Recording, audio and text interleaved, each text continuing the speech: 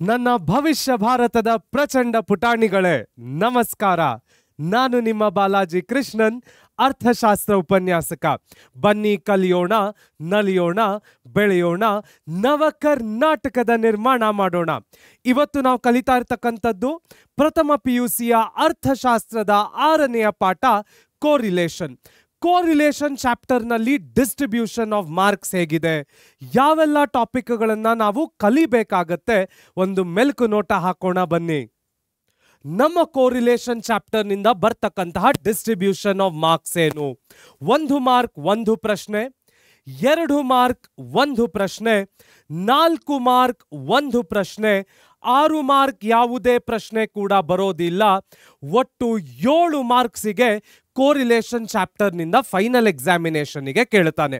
ಹಾಗಾದ್ರೆ ಈ ಚಾಪ್ಟರ್ನಲ್ಲಿ ನಾವು ಕಲಿಬೇಕಾಗಿರ್ತಕ್ಕಂತಹ ಟಾಪಿಕ್ಗಳು ಯಾವುದು ನೋಡೋಣ ಬನ್ನಿ.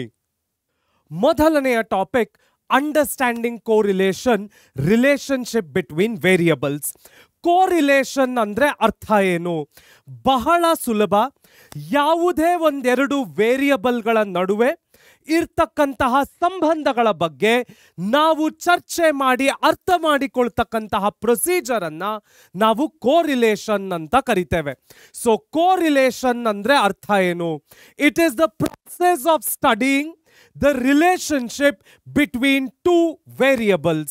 ಸಾಮಾನ್ಯವಾಗಿ ನಾವು SSLC ಆಗಿರ್ಬೋದು, 9th ಸ್ಟ್ಯಾಂಡರ್ಡ್ 8th ಸ್ಟ್ಯಾಂಡರ್ಡ್ ಈ ಆಲ್ಜಿಬ್ರಾದಲ್ಲೆಲ್ಲ ವೇರಿಯಬಲ್ಸ್ ಅನ್ನೋ ಪದವನ್ನ ಕಲ್ತಿರ್ತೇವೆ.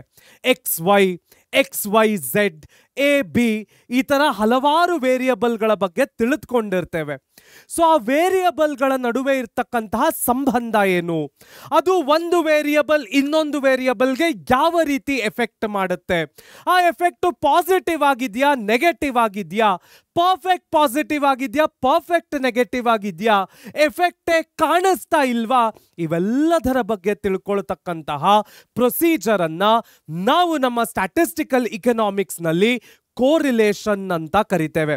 ಫಾರ್ ಎಕ್ಸಾಂಪಲ್, ಮಳೆ ಜಾಸ್ತಿ ಆದಂತೆಲ್ಲ ಭೂಮಿಯ ಫಲವತ್ತತೆ ಜಾಸ್ತಿಯಾಗಿ ಬೆಳೆಗಳು ಜಾಸ್ತಿ ಬೆಳಿಬೇಕು, ಬೆಳೆಗಳು ಜಾಸ್ತಿ ಉತ್ಪಾದನೆಯಾಗಬೇಕು, ಪಾಸಿಟಿವ್ ಕೋರಿಲೇಷನ್. ಬೆಲೆಗಳು ಜಾಸ್ತಿ ಆದಂತೆಲ್ಲ ಬೇಡಿಕೆಗಳು ಕುಸಿತ ಬೀಳುತ್ತವೆ. ಯಾಕೆಂದ್ರೆ ಬೆಲೆ ಜಾಸ್ತಿ ಆದಂತಹ ವಸ್ತುಗಳನ್ನ ಜನ ಬೇಡಿಕೆ ಕೊಟ್ಟುಕೊಳ್ಳಲಿಕ್ಕೆ ಇಷ್ಟಪಡುವುದಿಲ್ಲ, ನೆಗೆಟಿವ್ ಕೋರಿಲೇಷನ್. ಈ ರೀತಿ ಒಂದು ವೇರಿಯಬಲ್ ಇನ್ನೊಂದು ವೇರಿಯಬಲ್ಗೆ ಯಾವುದಾದರೂ ಒಂದು ರೀತಿಯಲ್ಲಿ ಎಫೆಕ್ಟ್ ಮಾಡ್ತಾ ಇದ್ರೆ, ಅವೆರಡರ ನಡುವೆ ಏನಾದ್ರೂ ಸಂಬಂಧ ಕಂಡು ಬರ್ತಾ ಇದ್ರೆ ಆ ಸಂಬಂಧದ ಬಗ್ಗೆ ಚರ್ಚಿಸಿ ತಿಳಿದುಕೊಳ್ಳುವಂತಹದಕ್ಕೆ ನಾವು ಕೋರಿಲೇಷನ್ ಅಂತ ಕರೀತೇವೆ. So any relationship between two variables is referred to as correlation. So correlation analysis is a powerful statistical tool that helps us examining relationship between variables systematically. It allows us to understand if two variables are related, how they move in a relation to each other and the strength of their relationship. So ನಾನು ಕೊಟ್ಟಂತಹ ಎಕ್ಸಾಂಪಲ್ಗಳಲ್ಲಿ rainfall ಮತ್ತು ಭೂಮಿಯ fertility, ಫಲವತ್ತತೆ variables ಆಗಿದ್ವು. Demand ಮತ್ತು price variables ಆಗಿದ್ವು. ಈ ಎರಡೂ ವೇರಿಯಬಲ್ಗಳು ಯಾವ ರೀತಿ ಮೂವ್ ಆಗ್ತಾ ಇದೆ, ಯಾವ ಡೈರೆಕ್ಷನ್ ಅಲ್ಲಿ ಮೂವ್ ಆಗ್ತಾ ಇದೆ, ಇವೆಲ್ಲದರ ಬಗ್ಗೆ ತಿಳ್ಕೊಳ್ಳುವಂತಹ ಪ್ರೊಸೀಜರಿಗೆ ನಾವು ಕೋರಿಲೇಷನ್ ಅಂತ ಕರಿತೇವೆ. ಹಾಗಾದ್ರೆ ನೆಕ್ಸ್ಟ್ ಏನು ಟಾಪಿಕ್ ಕಲಿಯಕ್ಕೆ ಸಿಗತ್ತೆ ನೋಡೋಣ ಬನ್ನಿ.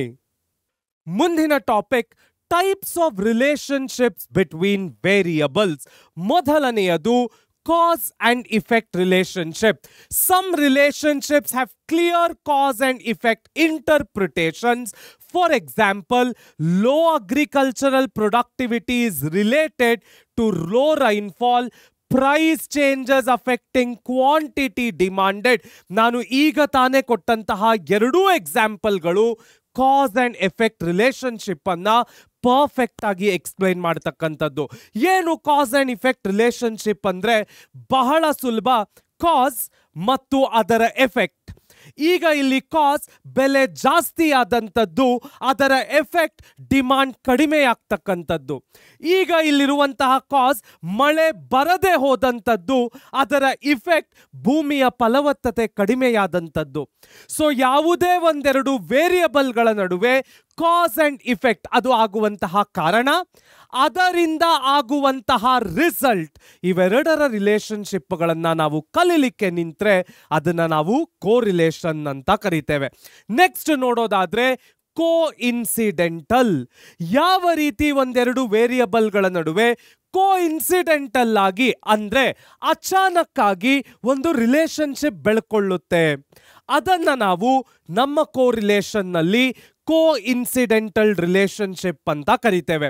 Some relationship exists without casual connections. The arrival of migratory birds and the local birth rates may correlate it without any meaningful connection. ಯಾವುದೋ ಊರಿನಿಂದ ಬೇಸಿಗೆ, ಚಳಿ, ಮಳೆಗಾಲದ ಕಾರಣ ಹಲವಾರು ಪಕ್ಷಿಗಳು ನಮ್ಮ ಊರಿಗೆ ಬಂದಿರುವ ಕಾರಣ ಮಕ್ಕಳುಗಳು ಜಾಸ್ತಿ ಹುಟ್ಟುತ್ತಾ ಇದ್ದಾರೆ ಅನ್ನೋ ಒಂದು ಕೋರಿಲೇಷನ್. ಇವೆರಡಕ್ಕೂ ಯಾವ ಮೀನಿಂಗ್ಫುಲ್ ಕನೆಕ್ಷನ್ ಇಲ್ಲ. ಪಕ್ಷಿಗಳು ಒಂದು ಊರಿಂದ ನಮ್ಮ ಊರಿಗೆ ಮೈಗ್ರೇಟ್ ಆಗ್ತಾ ಇರ್ತಕ್ಕಂಥದ್ದು ಆ ಊರಿನಲ್ಲಿ ಬೇಸಿಗೆ ಇದೆ ಅಂತ ಆಗಿರ್ಬೋದು, ಚಳಿ ಇದೆ ಅಂತ ಆಗಿರ್ಬೋದು, ಅಥವಾ ಮಳೆ ಇದೆ ಅಂತ ಆಗಿರ್ಬೋದು. ನಮ್ಮ ದೇಶದಲ್ಲಿ ಅಥವಾ ನಮ್ಮ ಊರಿನಲ್ಲಿ ಮಕ್ಕಳುಗಳು ಜಾಸ್ತಿ ಹುಟ್ಟುತ್ತಾ ಇರೋದು ಆ ಮಹಿಳೆಗೆ ಇರ್ತಕ್ಕಂಥ ಫರ್ಟಿಲಿಟಿಯಿಂದ ಆಗಿರ್ಬೋದು ಅಥವಾ ಬೇರೆ ಹಲವಾರು ಕಾರಣಗಳಿಂದ ಆಗಿರ್ಬೋದು. ಇವೆರಡರ ನಡುವೆ ಯಾವುದೇ ಸಂಬಂಧ ಇರೋದಿಲ್ಲ. ಆದರೂ ಕೂಡ ನಾವು ಸ್ಟ್ಯಾಟಿಸ್ಟಿಷಿಯನ್ಸ್ ಆಗಿ ಕೆಲವು ಅಬ್ಸರ್ವೇಷನ್ ಗಳನ್ನ ಮಾಡಿದಾಗ ಸಡನ್ ಆಗಿ ಇಲ್ಲೊಂದು ಕೋರಿಲೇಷನ್ ಹುಟ್ಟುಕೊಳ್ಳುತ್ತೆ. ಅಂತಹ ಕೋರಿಲೇಷನ್ ಗಳನ್ನ ಯಾವುದೇ ಅರ್ಥಗರ್ಭಿತ ಸಂಬಂಧಗಳಿಲ್ಲದ ಹಾಗೆ ಕೋರಿಲೇಷನ್ ಹುಟ್ಕೊಳ್ತಕ್ಕಂಥದ್ದನ್ನ ನಾವು ಕೋ ಇನ್ಸಿಡೆಂಟಲ್ ಕೋರಿಲೇಷನ್ ಅಂತ ಕರಿತೇವೆ.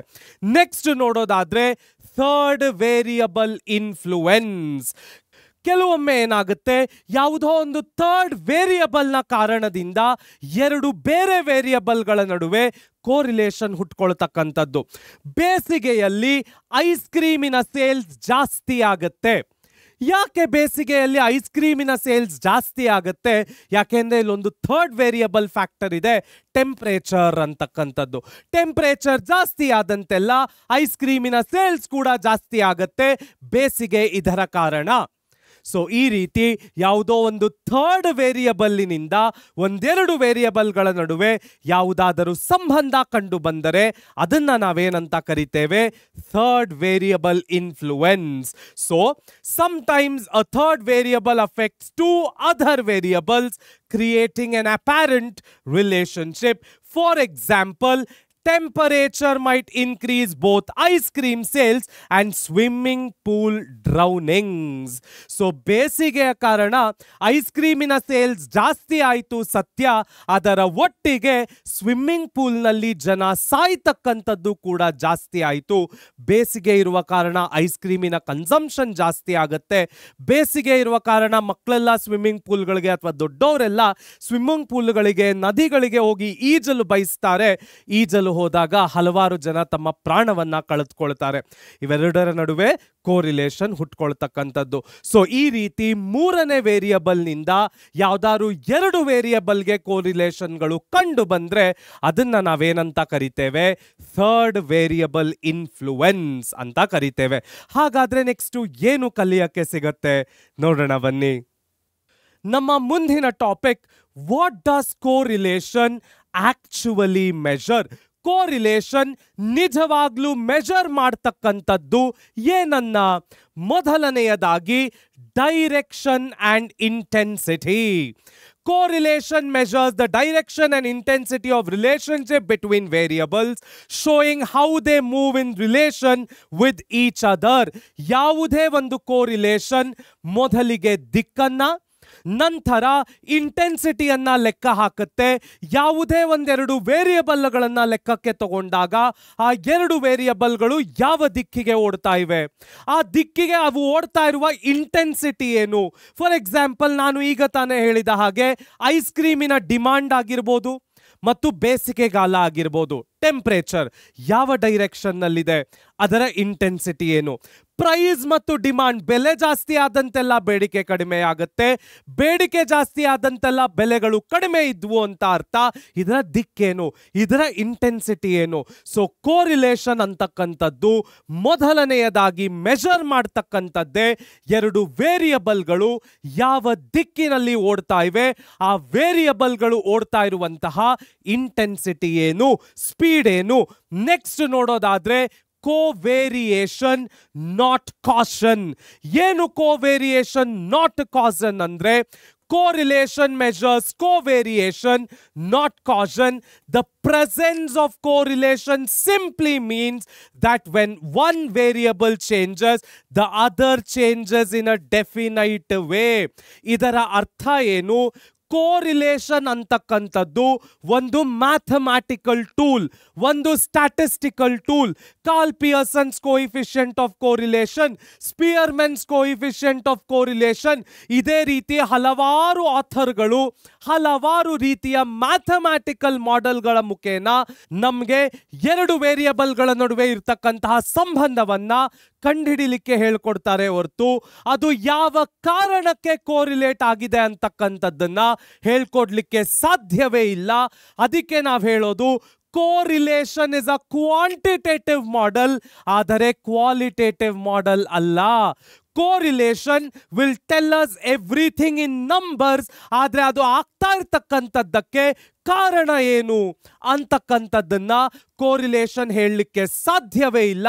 It is a quantitative model, not a qualitative model. ಅದು ನಂಬರ್ಗಳಲ್ಲಿ ಅದರ ನಡುವಿನ ಡೈರೆಕ್ಷನ್ ಅನ್ನ, ಇಂಟೆನ್ಸಿಟಿಯನ್ನ, ರಿಲೇಶನ್ಶಿಪ್ ನ ಹೇಳಬಹುದೇ ಹೊರತು ಯಾವುದೇ ಕಾರಣಕ್ಕೂ ಯಾವ ರೀಸನ್ನಿನಿಂದ ಈ ಕೋರಿಲೇಷನ್ ಹುಟ್ಕೊಳ್ತು ಅಂತಕ್ಕಂಥದ್ದನ್ನ ನಾವು ಡಿಫೈನ್ ಮಾಡಲಿಕ್ಕೆ ಸಾಧ್ಯವೇ ಇಲ್ಲ. ಅದಕ್ಕೆ ಇಲ್ಲಿ ಹೇಳ್ತಾ ಇರ್ತಕ್ಕಂಥದ್ದು it is a covariation not a causation. ಈಗ ಬೆಲೆ ಜಾಸ್ತಿ ಆದಂತೆಲ್ಲ ಬೇಡಿಕೆ ಕಡಿಮೆ ಆಗ್ತಾ ಇದೆ. ಓಕೆ, ನಂಬರ್ಗಳ ಮುಖೇನ ನಾನು ಇದನ್ನ ಪ್ರೂವ್ ಮಾಡ್ತೇನೆ. ಅದಕ್ಕಿರ್ತಕ್ಕಂತಹ ಕಾಸ್ ಏನು, ರೀಸನ್ ಏನು? ಟೆಂಪರೇಚರ್ ಜಾಸ್ತಿ ಆದಂತೆಲ್ಲ ಐಸ್ ಕ್ರೀಮ್ಗಳ ಸೇಲ್ಗಳು ಜಾಸ್ತಿ ಆಗ್ತಾ ಇವೆ. ಓಕೆ, ಇದನ್ನ ನಂಬರ್ಗಳ ಮುಖೇನ ನಾನು ಪ್ರೊಜೆಕ್ಟ್ ಮಾಡ್ತೇನೆ. ಅದಕ್ಕಿರ್ತಕ್ಕಂತಹ ಕಾಸ್ ಏನು?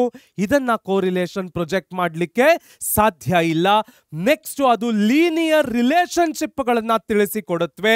For simplicity we often assume correlation is linear, meaning the relationship can be represented by a straight line on the graph. ಹೇಗೆ ಇದು straight line on the graph? ಕೆಲವೊಮ್ಮೆ ಕೋರಿಲೇಷನ್ ಈ ರೀತಿ ಮೂವ್ ಆಗಬಹುದು, ಕೆಲವೊಮ್ಮೆ ಕೋರಿಲೇಷನ್ ಈ ರೀತಿ ಮೂವ್ ಆಗಬಹುದು, ಕೆಲವೊಮ್ಮೆ ಕೋರಿಲೇಷನ್ ಸ್ಕ್ಯಾಟರ್ಡ್ ಆಗಿ ಕಾಣಿಸ್ಕೊಳ್ಬಹುದು, ಕೆಲವೊಮ್ಮೆ ಕೋರಿಲೇಷನ್ನೇ ಇಲ್ಲದೆ ಇರಬಹುದು. ಸೊ ಇವೆಲ್ಲವನ್ನು ನಾವು ಲೀನಿಯರ್ ರಿಲೇಶನ್ಶಿಪ್ಸ್ಗಳ ಮುಖೇನ, ಲೀನಿಯರ್ ಲೈನ್ಗಳ ಮುಖೇನ, ಲೀನಿಯರ್ ಗ್ರಾಫ್ಗಳ ಮುಖೇನ ತಿಳ್ಕೊಳ್ಬಹುದು. ಹಾಗಾದ್ರೆ ನೆಕ್ಸ್ಟ್ ಏನು ಕಲಿಯಕ್ಕೆ ಸಿಗತ್ತೆ ನೋಡೋಣ ಬನ್ನಿ. ನಮ್ಮ ಮುಂದಿನ topic positive versus negative correlation.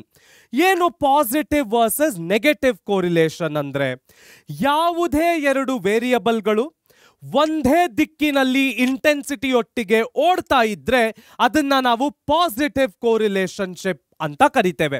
ಈ ಎರಡು ವೇರಿಯಬಲ್ಗಳ ನಡುವೆ ಪಾಸಿಟಿವ್ ರಿಲೇಶನ್ಶಿಪ್ ಇವೆ. ಅವೆರಡೂ ವೇರಿಯಬಲ್ಗಳು ಕೂಡ ಒಂದೇ ದಿಕ್ಕಿನಲ್ಲಿ ಓಡ್ತಾ ಇದೆ. ಇದಕ್ಕೆ ನಾನೊಂದು ಎಕನಾಮಿಕಲ್ ಎಕ್ಸಾಂಪಲ್ ಕೊಡೋದಾದ್ರೆ, ನಮ್ಮ ಪ್ರೈಸ್ ಮತ್ತು ಸಪ್ಲೈ. ಪ್ರೈಸ್ಗಳು ಜಾಸ್ತಿ ಆದಂತೆಲ್ಲ ಕಂಪನಿಗಳು ಹೆಚ್ಚು ಹೆಚ್ಚು ಪ್ರಾಫಿಟ್ ಮಾಡಲು ಸಪ್ಲೈಯನ್ನ ಕೂಡ ಮಾರ್ಕೆಟ್ನಲ್ಲಿ ಜಾಸ್ತಿ ಮಾಡ್ತಾರೆ. ನಮ್ಮ ಪ್ರೈಸ್ ಜಾಸ್ತಿ ಆಯಿತು, ಅದರೊಟ್ಟಿಗೆ ಸಪ್ಲೈ ಕೂಡ ಜಾಸ್ತಿ ಆಗ್ತಾ ಇವೆ. ಎರಡೂ ವೇರಿಯಬಲ್ಗಳು ಒಟ್ಟಿಗೆ ಒಂದೇ ಡೈರೆಕ್ಷನ್ನಲ್ಲಿ ಮೂವ್ ಆಗ್ತಾ ಇದೆ. Positive correlation. ಅದೇ ರೀತಿಯಲ್ಲಿ ನೆಗೆಟಿವ್ ಕೋರಿಲೇಷನ್ ಅಂದ್ರೆ ಏನರ್ಥ? ಯಾವುದೇ ಎರಡು ವೇರಿಯಬಲ್ಗಳು ಆಪೋಸಿಟ್ ದಿಕ್ಕಿನಲ್ಲಿ ಒಂದಕ್ಕೊಂದು ಎಫೆಕ್ಟ್ ಮಾಡಿಕೊಳ್ಳದ ಹಾಗೆ ಆಪೋಸಿಟ್ ಆಗಿ ವಿರುದ್ಧವಾಗಿ ತಮ್ಮ ಫೀಚರ್ಸ್ ಅನ್ನ ಎಕ್ಸಿಬಿಟ್ ಮಾಡಿದ್ರೆ ಅದನ್ನ ನಾವು ನೆಗೆಟಿವ್ ಕೋರಿಲೇಷನ್ ಅಂತ ಕರಿತೇವೆ. ಇಲ್ಲಿ ಎರಡೂ ವೇರಿಯಬಲ್ಗಳು ಕೂಡ ಆಪೋಸಿಟ್ ಡೈರೆಕ್ಷನ್ ನಲ್ಲಿ ಮೂವ್ ಆಗುತ್ತೆ. ಪಾಸಿಟಿವ್ ಕೋರಿಲೇಷನ್ ತರ ಅವು ಒಂದೇ ಡೈರೆಕ್ಷನ್ ನಲ್ಲಿ ಮೂವ್ ಆಗೋದಿಲ್ಲ. ಸೊ ನೆಗೆಟಿವ್ ಕೋರಿಲೇಷನ್ ಅಂದ್ರೆ ಮತ್ತೊಮ್ಮೆ ಒಂದು ಎಕನಾಮಿಕ್ಸ್ ಎಕ್ಸಾಂಪಲ್ ತಗೊಳ್ಳೋದಾದ್ರೆ ನಮ್ಮ ಲಾ ಆಫ್ ಡಿಮಾಂಡ್. ಪ್ರೈಸ್ಗಳು ಜಾಸ್ತಿ ಆದಂತೆಲ್ಲ ಡಿಮಾಂಡ್ಗಳು ಕಡಿಮೆ ಆಗತ್ತೆ, ಪ್ರೈಸ್ ಕಡಿಮೆ ಆದಂತೆಲ್ಲ ಡಿಮಾಂಡ್ಗಳು ಜಾಸ್ತಿ ಆಗತ್ವೆ. ಇಲ್ಲಿ ಎರಡೂ ವೇರಿಯಬಲ್ಗಳು ಕೂಡ ಆಪೋಸಿಟ್ ಡೈರೆಕ್ಷನ್ನಲ್ಲಿ ಮೂವ್ ಆಗ್ತಾ ಇವೆ. ಅವೆರಡರ ನಡುವೆ ಯಾವುದೇ ಒಂದು ಪಾಸಿಟಿವ್ ರಿಲೇಶನ್ಶಿಪ್ ಕಾಣಿಸ್ತಾ ಇಲ್ಲ. ಇದಕ್ಕೆ ನಾವೇನಂತೇವೆ? Negative correlation. ನೆಕ್ಸ್ಟ್ ನೋಡೋದಾದ್ರೆ ನೋ ಕೋರಿಲೇಷನ್. ಯಾವುದೇ ಎರಡು ವೇರಿಯಬಲ್ಗಳ ನಡುವೆ ಯಾವುದೇ ಒಂದು ಸಂಬಂಧಗಳನ್ನ ಮ್ಯಾಥಮ್ಯಾಟಿಕಲಿ ನಾವು ಎಸ್ಟಾಬ್ಲಿಷ್ ಮಾಡಲಿಕ್ಕೆ ಸಾಧ್ಯ ಇಲ್ಲದೆ ಹೋದ್ರೆ ಅಂತಹ ವೇರಿಯಬಲ್ಗಳಿಗೆ ನಾವು ನೋ ಕೋರಿಲೇಷನ್ ಅಂತ ಕರೀತೇವೆ. ನೋ ಕೋರಿಲೇಷನ್ಗೆ ಹಲವಾರು ಎಕ್ಸಾಂಪಲ್ಗಳನ್ನ ನಾವು ತೆಗೆದುಕೊಳ್ಬಹುದು. ರೋಡು ಬಹಳ ಕೆಟ್ಟದಾಗಿರ್ತಕ್ಕಂಥದ್ದು, ಆದರೆ ಯಾವುದೋ ಒಬ್ಬ ವ್ಯಕ್ತಿ ಆ ರೋಡಿನಲ್ಲಿ ರನ್ ರೇಸ್ ಮಾಡಿ ಗೆಲ್ತಕ್ಕಂಥದ್ದು. ಇದರಲ್ಲಿ ಯಾವುದೇ ಕೋರಿಲೇಷನ್ ಇಲ್ಲ. ಅವನು ಅವನ ಟ್ಯಾಲೆಂಟಿನಿಂದ ರನ್ ರೇಸ್ ಆಡಿ ಗೆದ್ದ. ರೋಡುಗಳು ಅದರ ಪಾಡದು ಕೆಟ್ಟದಾಗಿವೆ. ಇವೆರಡರ ನಡುವೆ ಯಾವುದೇ ಕೋರಿಲೇಷನ್ ಕೂಡ ಕಾಣಿಸ್ತಾ ಇಲ್ಲ. ಈ ತರಹ ಯಾವುದೇ ವೇರಿಯೇಷನ್ಗಳು, ಯಾವುದೇ ಕೋರಿಲೇಟಿವ್ ಸಂಬಂಧಗಳು ವೇರಿಯಬಲ್ಗಳ ನಡುವೆ ಕಾಣಿಸದೆ ಹೋದಾಗ ನಾವದನ್ನ ನೋ ಕೋರಿಲೇಷನ್ ಅಂತ ಕರಿತೇವೆ. No consistent relationship exist between variables. Changes in one variable don't correspond to predictable changes in the other. ಇಲ್ಲಿ ನಾವು ಪ್ರೈಸ್ ಜಾಸ್ತಿ ಆಗ್ತಾ ಇದ್ದಂತೆಲ್ಲ ಡಿಮಾಂಡ್ ಕಡಿಮೆಯಾಗುತ್ತೆ. ಪ್ರೆಡಿಕ್ಟಬಲ್. ಒಂದು ವೇರಿಯಬಲ್ ಜಾಸ್ತಿ ಆದ್ರೆ ಇನ್ನೊಂದು ವೇರಿಯಬಲ್ ಕಡಿಮೆ ಆಗುತ್ತೆ, ನೆಗೆಟಿವ್. ಇಲ್ಲಿ ಪ್ರೈಸ್ ಜಾಸ್ತಿ ಆದಂತೆಲ್ಲ ಸಪ್ಲೈ ಜಾಸ್ತಿ ಆಗುತ್ತೆ. ಒಂದು ವೇರಿಯಬಲ್ ಒಂದು ಎಕ್ಸಿಬಿಷನ್ ಮಾಡಿದ್ರೆ ಮತ್ತೊಂದು ವೇರಿಯಬಲ್ ಕೂಡ ಅದೇ ಫೀಚರ್ ಅನ್ನ ಎಕ್ಸಿಬಿಟ್ ಮಾಡುತ್ತೆ. Clear cut positive correlation. ಆದರೆ ಈ ರೀತಿ ಯಾವುದೇ ಫೀಚರ್ಗಳನ್ನ ವೇರಿಯಬಲ್ಗಳು ಎಕ್ಸಿಬಿಟ್ ಮಾಡದೆ ಹೋದಾಗ ನಾವದನ್ನ ನೋ ಕೋರಿಲೇಷನ್ ಅಂತ ಕರೀತೇವೆ. ಅದಕ್ಕೆ ನಾನು ಕೊಟ್ಟಂತಹ ಎಕ್ಸಾಂಪಲ್, ನಮ್ಮ ರೋಡುಗಳು ಕೆಟ್ಟದಾಗಿದ್ವು, 10 ಜನ ಹುಡುಗರು ರನ್ ರೇಸ್ ಮಾಡಿ ಗೆದ್ರು. ಇಲ್ಲಿ ಯಾವ ಕೋರಿಲೇಷನ್ ಇಲ್ಲ. ಅವರು ರನ್ ರೇಸ್ ಮಾಡಿ ಅವರು ಗೆದ್ದುಕೊಂಡ್ರು. ರೋಡುಗಳ ಪಾಡು ರೋಡುಗಳು ಕೆಟ್ಟದಾಗಿದ್ವು. ಯಾವ ಕೋರಿಲೇಷನ್ ಕೂಡ ಇಲ್ಲಿ ಕಾಣಿಸ್ತಾ ಇಲ್ಲ. ಹೀಗೆ ಹಲವಾರು ಎಕ್ಸಾಂಪಲ್ಗಳನ್ನ ಪಾಸಿಟಿವ್, ನೆಗೆಟಿವ್ ಮತ್ತು ನೋ ಕೋರಿಲೇಷನ್ಗೆ ರಿಯಲ್ ಲೈಫಿನಿಂದ ಕನೆಕ್ಟ್ ಮಾಡ್ಕೊಳ್ಬಹುದು.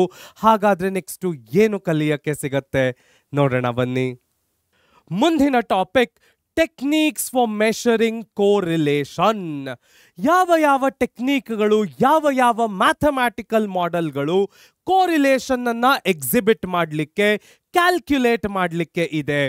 ಮೊದಲನೆಯದಾಗಿ ಸ್ಕ್ಯಾಟರ್ ಡಯಾಗ್ರಾಮ್ಸ್. ಯಾವುದೇ ಒಂದು ಕೋರಿಲೇಷನ್ ಅನ್ನ ನಾನು ಡಯಾಗ್ರಾಮ್ ಅಂದ್ರೆ ಗ್ರಾಫ್ನ ಮುಖೇನ ನಾನು ಪ್ಲಾಟ್ ಮಾಡಿ ಅದರ ರಿಲೇಶನ್ಶಿಪ್ ಅನ್ನ ಅರ್ಥ ಮಾಡಿಕೊಂಡ್ರೆ ಅದಕ್ಕೆ ನಾವು ಸ್ಕ್ಯಾಟರ್ ಡಯಾಗ್ರಾಮ್ ಅಂತೇವೆ. ಈ ರೀತಿ ಬರ್ತಕ್ಕಂಥದ್ದು ಸಾಮಾನ್ಯವಾಗಿ ಪಾಸಿಟಿವ್ ಆಗಿರುತ್ತೆ. ಈ ರೀತಿ ಬರ್ತಕ್ಕಂಥದ್ದು ಸಾಮಾನ್ಯವಾಗಿ ನೆಗೆಟಿವ್ ಆಗಿರುತ್ತೆ. ಇಲ್ಲಿ ನಾವು ನೋಡಿದ್ರೆ ಒಂದು ಸ್ಕ್ಯಾಟರ್ಡ್ ಡಯಾಗ್ರಾಮ್ ನಮಗೆ ಕಾಣಿಸುತ್ತೆ. ಸಾಮಾನ್ಯವಾಗಿ ಇಲ್ಲಿ ಯಾವ ಕೋರಿಲೇಷನ್ ಇರೋದಿಲ್ಲ. ಈ ರೀತಿ ಗ್ರಾಫ್ಗಳ ಮುಖೇನ ವಿಜುವಲಿ ನಾವು ಕೋರಿಲೇಷನ್ ಅನ್ನ ಅರ್ಥ ಮಾಡಿಕೊಳ್ಳೋದಕ್ಕೆ, ಕ್ಯಾಲ್ಕ್ಯುಲೇಟ್ ಮಾಡ್ತಕ್ಕಂಥದ್ದಕ್ಕೆ ಸ್ಕ್ಯಾಟರ್ ಡಯಾಗ್ರಾಮ್ ಮೆಥಡ್ ಅಂತ ಕರಿತೇವೆ.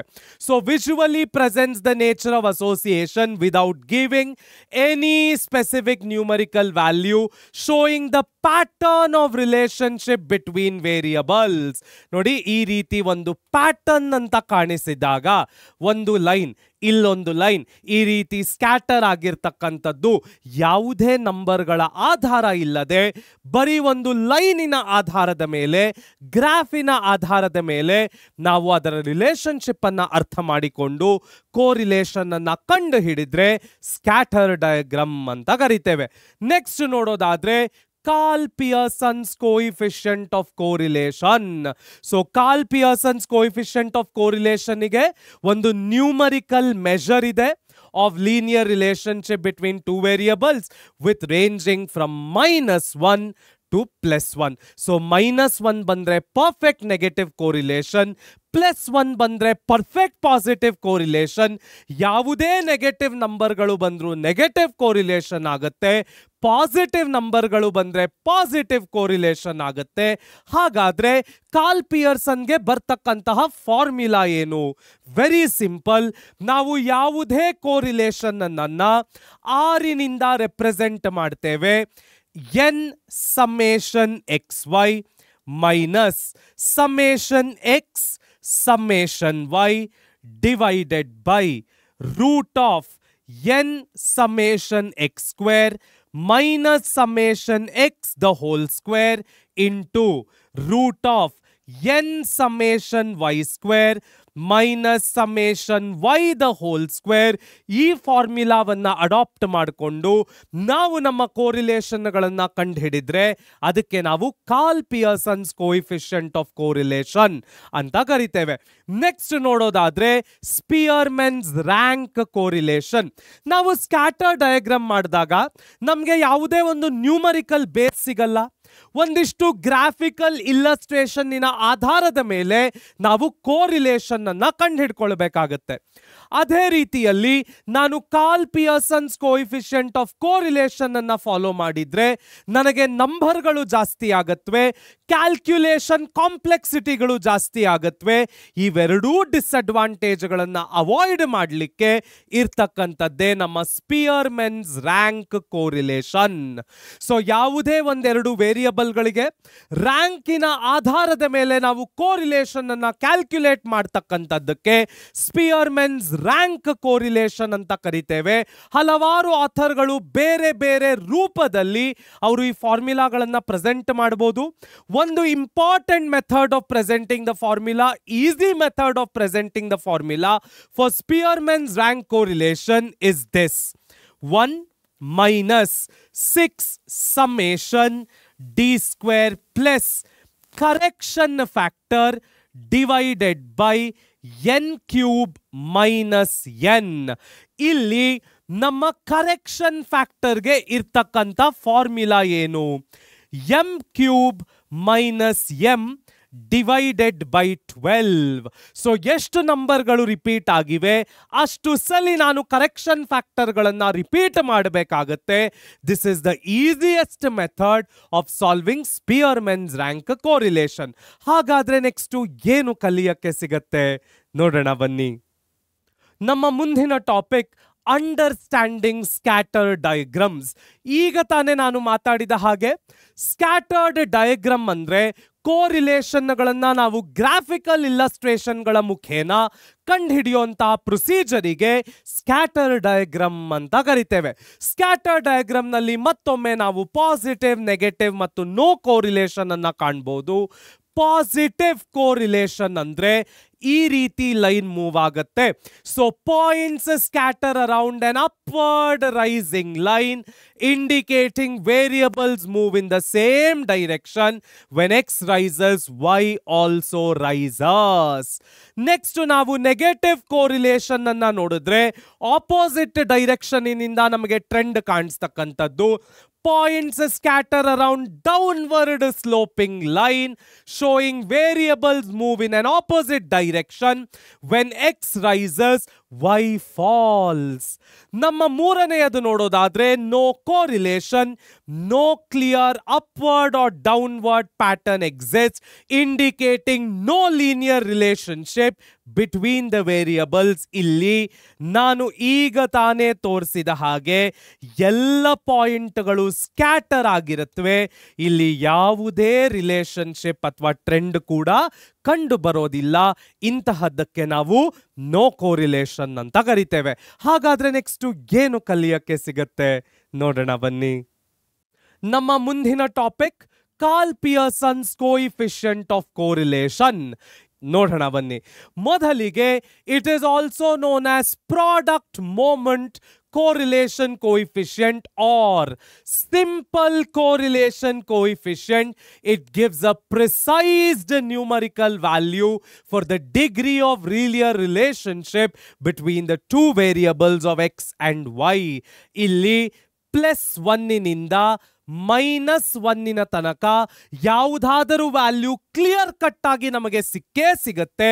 ನಾನು ಈಗಾಗಲೇ ಹೇಳಿದ ಹಾಗೆ +1 ಅಂದ್ರೆ ಪರ್ಫೆಕ್ಟ್ ಪಾಸಿಟಿವ್ ಕೋರಿಲೇಷನ್, -1 ಅಂದ್ರೆ ಪರ್ಫೆಕ್ಟ್ ನೆಗೆಟಿವ್ ಕೋರಿಲೇಷನ್.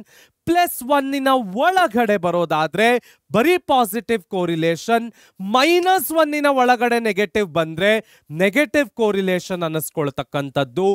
ನಮ್ಮ ಕಾರ್ಲ್ ಪಿಯರ್ಸನ್ಸ್ ಕೋಎಫಿಷಿಯಂಟ್ ಆಫ್ ಕೋರಿಲೇಷನ್ಗೆ ನಾವು simple correlation coefficient, product moment correlation coefficient ಅಂತಕ್ಕಂಥ ಹೆಸರುಗಳನ್ನ ಕೂಡ ಕೊಟ್ಟಿದ್ದೇವೆ. ನೆಕ್ಸ್ಟ್ ಅದರ ಅಪ್ಲಿಕೇಶನ್ ಏನು? ಕಾರ್ಲ್ ಪಿಯರ್ಸನ್ಸ್ ಕೋಎಫಿಷಿಯಂಟ್ ಅನ್ನ ನಾವು ಲೀನಿಯರ್ ರಿಲೇಶನ್ಶಿಪ್ ಇರ್ತಕ್ಕಂತಹ ವೇರಿಯಬಲ್ಗಳಿಗೆ ಮಾತ್ರ ಉಪಯೋಗಿಸ್ತಕ್ಕಂಥದ್ದು.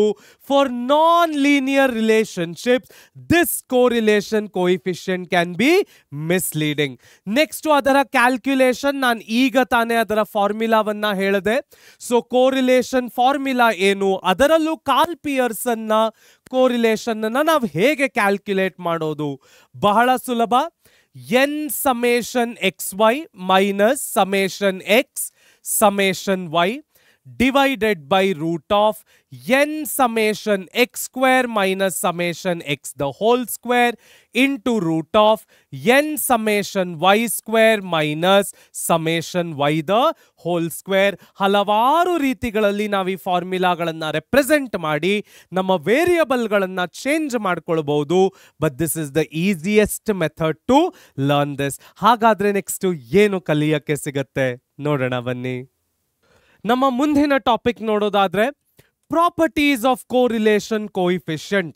ಮೊದಲನೆಯ property, no unit.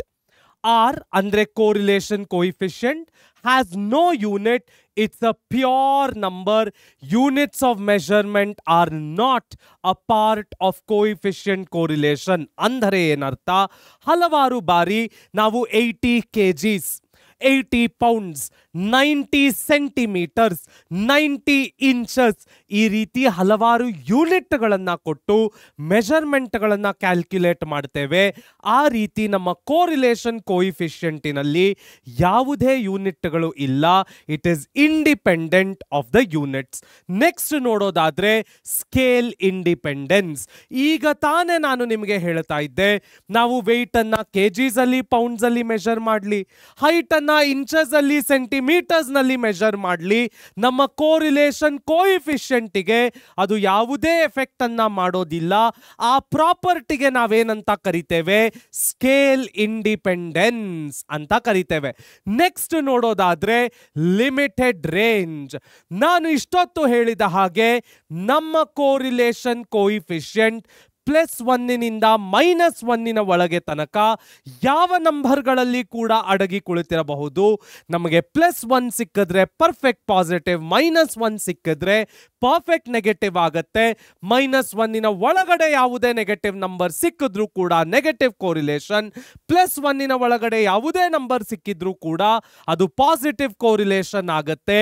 It has a limited range. +1 -1 ನಂತರದ ಯಾವುದೇ ನಂಬರ್ಗಳಲ್ಲಿ ಕೋರಿಲೇಷನ್ ಬರಲು ಸಾಧ್ಯವೇ ಇಲ್ಲ. ನೆಕ್ಸ್ಟ್ ನೋಡೋದಾದ್ರೆ ಡೈರೆಕ್ಷನ್ ಇಂಡಿಕೇಟರ್. ಒಂದು ಕ್ಲಿಯರ್ ಟ್ರೆಂಡ್ ಅನ್ನ ಕೋರಿಲೇಷನ್ ನಮಗೆ ತಿಳಿಸ್ಕೊಡುತ್ತೆ. ನೆಗೆಟಿವ್ ಕೋರಿಲೇಷನ್ ಇಂಡಿಕೇಟ್ಸ್ ಇನ್ವರ್ಸ್ ಅಂದ್ರೆ opposite direction. Positive correlation shows the same direction. ನಮ್ಮ ಪ್ರೈಸ್ ಮತ್ತು ಡಿಮಾಂಡಿನಲ್ಲಿ ಇನ್ವರ್ಸ್ ಡೈರೆಕ್ಷನ್, ಪ್ರೈಸ್ ಮತ್ತು ಸಪ್ಲೈನಲ್ಲಿ same direction. Best examples for negative and positive correlation, inverse relationship and direct relationship. ಹಾಗಾದ್ರೆ next ಏನು ಕಲಿಯಕ್ಕೆ ಸಿಗತ್ತೆ ನೋಡೋಣ ಬನ್ನಿ. ನಮ್ಮ ಮುಂದಿನ ಟಾಪಿಕ್ ಇಂಟರ್ಪ್ರಿಟಿಂಗ್ ಕೋರಿಲೇಷನಲ್ ವ್ಯಾಲ್ಯೂಸ್. ಮೊದಲನೆಯದಾಗಿ ನಮ್ಮ ಕೋರಿಲೇಷನ್ ಅಂದ್ರೆ ಆರ್ 0 ಆಗಿದ್ದಲ್ಲಿ ಯಾವುದೇ ಲೀನಿಯರ್ ರಿಲೇಷನ್ ಕೂಡ ಎಕ್ಸಿಸ್ಟ್ ಆಗೋದಿಲ್ಲ. 1 ಆಗಿದ್ದಲ್ಲಿ ಎಕ್ಸಾಕ್ಟ್ ಲೀನಿಯರ್ ರಿಲೇಶನ್ಶಿಪ್ ಇರುತ್ತೆ, ಅದನ್ನ ನಾವು ಪರ್ಫೆಕ್ಟ್ ಪಾಸಿಟಿವ್ ಕೋರಿಲೇಷನ್ ಅಂತ ಕರಿತೇವೆ. -1 ಆಗಿದ್ದಾಗ ಎಕ್ಸಾಕ್ಟ್ ಆಗಿ ಆಪೋಸಿಟ್ ರಿಲೇಶನ್ಶಿಪ್ ಇರುತ್ತೆ, ಅದನ್ನ ನಾವು ಪರ್ಫೆಕ್ಟ್ ನೆಗೆಟಿವ್ ಕೋರಿಲೇಷನ್ ಅಂತ ಕರಿತೇವೆ. 0.7 ಅನ್ನ ಅಂದ್ರೆ high value of positive number ಇದ್ರೆ ಅದನ್ನ ನಾವು ಸ್ಟ್ರಾಂಗ್ ಪಾಸಿಟಿವ್ ಕೋರಿಲೇಷನ್ ಅಂತ ಕರಿತೇವೆ. ಇಂತಹ ಪಕ್ಷದಲ್ಲಿ ಆ ಎರಡೂ ವೇರಿಯಬಲ್ಗಳ ನಡುವೆ ಗಟ್ಟಿ ಸಂಬಂಧ ಇರುತ್ತೆ, ಸ್ಟ್ರಾಂಗ್ ಕೋರಿಲೇಷನ್ ಇರುತ್ತೆ. ಅದೇ 0.7 ಒಳಗೆ ಬಂದಲ್ಲಿ ಯಾವುದೇ ಪಾಸಿಟಿವ್ ನಂಬರ್ ಆಗಿದ್ರೂ ಕೂಡ ಪಾಸಿಟಿವ್ ಕೋರಿಲೇಷನ್ ಆಗಿ ಉಳ್ಕೊಳ್ಳುತ್ತೆ. ಅದೇ 0.7 ನೆಗೆಟಿವ್ಗೆ ಇಳಿದು ಬಿಟ್ರೆ ಅಂತಹ ನಂಬರ್ಗಳನ್ನ, ಅಂತಹ ವೇರಿಯಬಲ್ಗಳನ್ನ ನೆಗೆಟಿವ್ ಕೋರಿಲೇಷನ್ ಅಂತ ಕರಿತೇವೆ. ಸೊ 0 ಬಂದಾಗ ನೋ ಕೋರಿಲೇಷನ್, +1 ಅಂದ್ರೆ ಪರ್ಫೆಕ್ಟ್ ಪಾಸಿಟಿವ್, -1 ಅಂದ್ರೆ ಪರ್ಫೆಕ್ಟ್ ನೆಗೆಟಿವ್. -1 ಒಳಗಡೆ ಯಾವುದೇ ನಂಬರ್ಗಳು ಬಂದರೂ ಕೂಡ ನೆಗೆಟಿವ್ ಕೋರಿಲೇಷನ್, +1 ಒಳಗಡೆ ಯಾವುದೇ ನಂಬರ್ ಬಂದರೂ ಕೂಡ ಪಾಸಿಟಿವ್ ಕೋರಿಲೇಷನ್ ಅಂತ ಕರಿತೇವೆ. ಹಾಗಾದ್ರೆ ನೆಕ್ಸ್ಟ್ ಏನು ಕಲಿಯಕ್ಕೆ ಸಿಗತ್ತೆ ನೋಡೋಣ ಬನ್ನಿ. ನಮ್ಮ ಮುಂದಿನ ಟಾಪಿಕ್ ಸ್ಪಿಯರ್ಮನ್ಸ್ ರ್ಯಾಂಕ್ ಕೋರಿಲೇಷನ್. ಓಕೆ, ನಾವು ಸ್ಕ್ಯಾಟರ್ಡ್ ಡಯಾಗ್ರಾಮ್ ಮುಖೇನ ಸ್ಕ್ಯಾಟರ್ಡ್ ಡಯಾಗ್ರಾಮ್ಗಳನ್ನು ಉಪಯೋಗಿಸಿಕೊಂಡು ಲೀನಿಯರ್ ರಿಲೇಶನ್ಶಿಪ್ಗಳನ್ನು ಗ್ರಾಫಿಕಲ್ ಇಲ್ಲಸ್ಟ್ರೇಷನ್ಗಳ ಮುಖೇನ ಕಲ್ತ್ಕೊಳ್ತಕ್ಕಂಥದ್ದಕ್ಕೆ ಒಂದು ಕೋರಿಲೇಷನ್ ಮೆಥಡನ್ನು ಉಪಯೋಗಿಸಿದ್ವಿ. ಅದೇ ರೀತಿಯಲ್ಲಿ Karl Pearson's coefficient of correlation ಕೂಡ ಕಲಿತ್ವಿ. ಈಗ ಮುಂದಿನದ್ದೇ ಸ್ಪಿಯರ್ಮನ್ಸ್ ರ್ಯಾಂಕ್ ಕೋರಿಲೇಷನ್. ಯಾವುದೇ ಎರಡು ವೇರಿಯಬಲ್ಗಳಿಗೆ ರ್ಯಾಂಕ್ಗಳ ಮುಖೇನ ನಾವು ಕೋರಿಲೇಷನ್ಗಳನ್ನು ಕ್ಯಾಲ್ಕ್ಯುಲೇಟ್ ಮಾಡತಕ್ಕಂತ ಪ್ರೊಸೀಜರಿಗೆ ಸ್ಪಿಯರ್ಮನ್ಸ್ ರ್ಯಾಂಕ್ ಕೋರಿಲೇಷನ್ ಅಂತ ಕರಿತೇವೆ. So it uses ranks instead of values. It works with ranks of the data rather than actual values, making it useful when precise measurement is in possible. So ಯಾವುದೇ ಒಂದು precise measurement, ಅದೇ measurement ವ್ಯಾಲ್ಯೂಗಳನ್ನ ನಾವು ತಗೊಳ್ಳಿಕ್ಕೆ ಸಾಧ್ಯವಾಗದೆ ಹೋದಾಗ ರ್ಯಾಂಕ್ಗಳ ಮುಖೇನ ನಾವು Spearman's rank correlation ಅನ್ನ ಕಂಡುಹಿಡಿತೇವೆ. ನೆಕ್ಸ್ಟ್ ನೋಡೋದಾದ್ರೆ ಐಡಿಯಲ್ ಫಾರ್ ಕ್ವಾಲಿಟೇಟಿವ್ ವೇರಿಯಬಲ್ಸ್. ಈಗ ತಾನೇ ನಾನು ಹೇಳಿದ ಹಾಗೆ ಪ್ರಿಸೈಸ್ ಆಗಿ ನಾವು ಯಾವುದೇ ನಂಬರ್ಗಳನ್ನ ಕೊಡಲಿಕ್ಕೆ ಸಾಧ್ಯವಾಗದೆ ಹೋದಾಗ ಅಥವಾ ಕ್ಯಾಲ್ಕ್ಯುಲೇಷನಲ್ ಕಾಂಪ್ಲೆಕ್ಸಿಟೀಸ್ ಜಾಸ್ತಿ ಆದಾಗ ಬರ್ತಕ್ಕಂಥದ್ದೇ ಸ್ಪಿಯರ್ಮನ್ಸ್ ರ್ಯಾಂಕ್ ಕೋರಿಲೇಷನ್. ನಾನು ಇಟ್ಕೊಂಡಿರ್ತಕ್ಕಂತಹ ಎಲ್ಲ ವೇರಿಯಬಲ್ಗಳಿಗೂ ನಂಬರ್ ಕೊಟ್ಟು ಲೆಕ್ಕ ಹಾಕ್ಲಿಕ್ಕೆ ಸಾಧ್ಯವಿಲ್ಲ. ಕೆಲವು ವೇರಿಯಬಲ್ಗಳು ಥಿಯೋರಿಟಿಕಲ್ ಆಗಿರುತ್ತವೆ, ಅದಕ್ಕೆ ಕೂಡ ನಾನು ಕೋರಿಲೇಷನ್ ಕಂಡುಹಿಡಲಿಕ್ಕೆ ಇಷ್ಟಪಡ್ತೇನೆ. ಆ ತರ ಕ್ವಾಲಿಟೇಟಿವ್ ಕ್ಯಾರೆಕ್ಟರಿಸ್ಟಿಕ್ಸ್ ಅಂದ್ರೆ ಥಿಯೋರಿಟಿಕಲ್ ಕ್ಯಾರೆಕ್ಟರಿಸ್ಟಿಕ್ಸ್ ಇರ್ತಕ್ಕಂಥ ವೇರಿಯಬಲ್ಗಳಿಗೆ ಕೋರಿಲೇಷನ್ ಕೊಡ್ತಕ್ಕಂತಹ ಏಕೈಕ ಮೆಥಡ್ ಅಂದ್ರೆ ಅದು Spearman's rank correlation. It is perfect for fairness, honesty, beauty. ಇವ್ಯಾವಕ್ಕೂ ಕೂಡ ನಾವು ನಂಬರ್ಗಳು ಕೊಡಲು ಸಾಧ್ಯವಿಲ್ಲ. ಆದ ಕಾರಣ ರ್ಯಾಂಕ್ಗಳನ್ನ ಇಟ್ಕೊಂಡು ಕೆಲಸ ಮುಗಿಸಬೇಕಾಗತ್ತೆ. Next, resistant to outliers. It is not affected by extreme values. ಅದಕ್ಕೆ ನಾವು ರ್ಯಾಂಕ್ ಇಟ್ಕೊಂಡಿರ್ತಕ್ಕಂಥದ್ದು, making it more robust than Pearson's coefficient in some cases. ಅದಕ್ಕೆ ನಾನು ಮುಂಚೆ ಎಕ್ಸ್ಪ್ಲೈನ್ ಮಾಡ್ತಾ ಕೂಡ ಹೇಳಿದ್ದು, ಪಿಯರ್ಸನ್ ನಲ್ಲಿ ಯಾವಾಗ ಕಾಂಪ್ಲೆಕ್ಸಿಟೀಸ್ ಜಾಸ್ತಿ ಆಗುತ್ತೆ ಇಮ್ಮಿಡಿಯೇಟ್ ಆಗಿ ನಾವು ಹೋಗ್ಬೇಕಾಗಿರ್ತಕ್ಕಂಥದ್ದೇ ಸ್ಪಿಯರ್ಮನ್ಸ್ ರ್ಯಾಂಕ್ ಕೋರಿಲೇಷನ್ ಅನ್ನ ಕಂಡುಹಿಡಿಲಿಕ್ಕೆ. That is more robust. Next, it works with some non linear relations. It can be used in cases where the direction is clear but relationship is non linear. ಅವೆರಡೂ ವೇರಿಯಬಲ್ಗಳು ಒಂದೇ direction ಅಲ್ಲಿ ಹೋಗ್ತಾ ಇರಬಹುದು, ಆದ್ರೆ ಅವೆರಡಕ್ಕೂ ಸಂಬಂಧ ಇದೆಯಾ, ಅವು ಕೋರಿಲೇಟೆಡ್. ಇದನ್ನ ಪರ್ಫೆಕ್ಟ್ ಆಗಿ ತಿಳ್ಕೊಳ್ಳಿಕ್ಕೆ ನಾವು ಸ್ಪಿಯರ್ಮನ್ಸ್ ರ್ಯಾಂಕ್ ಕೋರಿಲೇಷನ್ ಅನ್ನ ಉಪಯೋಗಿಸಬೇಕಾಗತ್ತೆ. ಹಾಗಾದ್ರೆ ನೆಕ್ಸ್ಟ್ ಏನು ಕಲಿಯಕ್ಕೆ ಸಿಗತ್ತೆ ನೋಡೋಣ ಬನ್ನಿ. ನಮ್ಮ ಮುಂದಿನ ಟಾಪಿಕ್ ಕ್ಯಾಲ್ಕ್ಯುಲೇಟಿಂಗ್ ಸ್ಪಿಯರ್ಮನ್ಸ್ ರ್ಯಾಂಕ್ ಕೋರಿಲೇಷನ್. ಬಹಳ ಸುಲಭ. ಇದನ್ನ ನಾನು ಈಗ ತಾನೇ ನಿಮಗೆ ಹೇಳ್ತಾ ಇದ್ದೆ ಕೂಡ. 1 - 6 summation d² plus correction factor divided by n³ - n. Correction factor ಅನ್ನ ನಾವು ಹೇಗೆ ಕಂಡುಹಿಡಿಯೋದು? m³ - m ಡಿವೈಡೆಡ್ ಬೈ 12 ಎಷ್ಟು ಸಲಿ ನಂಬರ್ಗಳು ರಿಪೀಟ್ ಆಗಿವೆ ಅಷ್ಟು ಸಲಿ ಕರೆಕ್ಷನ್ ಫ್ಯಾಕ್ಟರ್ಗಳನ್ನ ಮಾಡಬೇಕಾಗುತ್ತೆ. ಅಕಸ್ಮಾತ್ ಯಾವುದಾದ್ರೂ ವೇರಿಯಬಲ್ಗಳು ರಿಪೀಟ್ ಆಗದೆ ಇದ್ರೆ, ನಂಬರ್ಗಳು ರಿಪೀಟ್ ಆಗದೆ ಹೋದ್ರೆ ಕರೆಕ್ಷನ್ ಫ್ಯಾಕ್ಟರ್ ಯಾವಾಗ್ಲೂ 0 ಆಗಿ ಉಳ್ಕೊಳ್ಳುತ್ತೆ. ಅದನ್ನೇ ನಾನು ಇಲ್ಲಿ ಕೂಡ ತೋರಿಸಿರ್ತಕ್ಕಂಥದ್ದು. ನಾನಿಲ್ಲಿ ಕರೆಕ್ಷನ್ ಫ್ಯಾಕ್ಟರ್ ಯಾಕೆ ತಗೊಂಡಿಲ್ಲ ಅಂದ್ರೆ ಅದನ್ನ 0 ಅಂತ ಅಸ್ಯೂಮ್ ಮಾಡಿದ್ದೇವೆ. ನೆಕ್ಸ್ಟ್ ನೋಡೋದಾದ್ರೆ calculate the rank difference, square the difference, apply the formula. ಇದನ್ನ ನಾವು ಪ್ರಾಬ್ಲಮ್ಗಳನ್ನ ಮಾಡಬೇಕಾದ್ರೆ ಡೀಟೇಲ್ ಆಗಿ ಅದರ ಸ್ಟೆಪ್ಗಳನ್ನ ಕಲಿಯೋಣ. ಹಾಗಾದ್ರೆ ನೆಕ್ಸ್ಟ್ ಏನು ಕಲಿಯಕ್ಕೆ ಸಿಗತ್ತೆ ನೋಡೋಣ ಬನ್ನಿ. ಮುಂದಿನದ್ದು handling repeated ranks. So identify repetitions, find the value that appear multiple times in your data. ಇದಕ್ಕೆ ನಾನು correction factor m³ - m divided by 12 ಅನ್ನುವಂಥ ಫಾರ್ಮುಲಾವನ್ನ ತಿಳಿಸ್ಕೊಟ್ಟಿದ್ದು. ನೆಕ್ಸ್ಟ್ ನೋಡೋದಾದ್ರೆ assign the average rank, give the repeated items the mean of the ranks they would have assumed. Next, calculate the final value, compute the rank correlation with adjusted formula, apply the correction factor, use the formula with correction terms for repeated ranks. ಹೇಗೆ correction factor ಅನ್ನ apply ಮಾಡೋದು, ಏನು ಈ 4 ಪಾಯಿಂಟ್ಗಳು ನಮಗೆ ಹೇಳಲಿಕ್ಕೆ ಪ್ರಯತ್ನ ಮಾಡ್ತಾ ಇದೆ, ಅದನ್ನ ನಾವು ಪ್ರಾಬ್ಲಮ್ಗಳಲ್ಲಿ ಕಲ್ತ್ಕೊಳ್ಳೋಣ.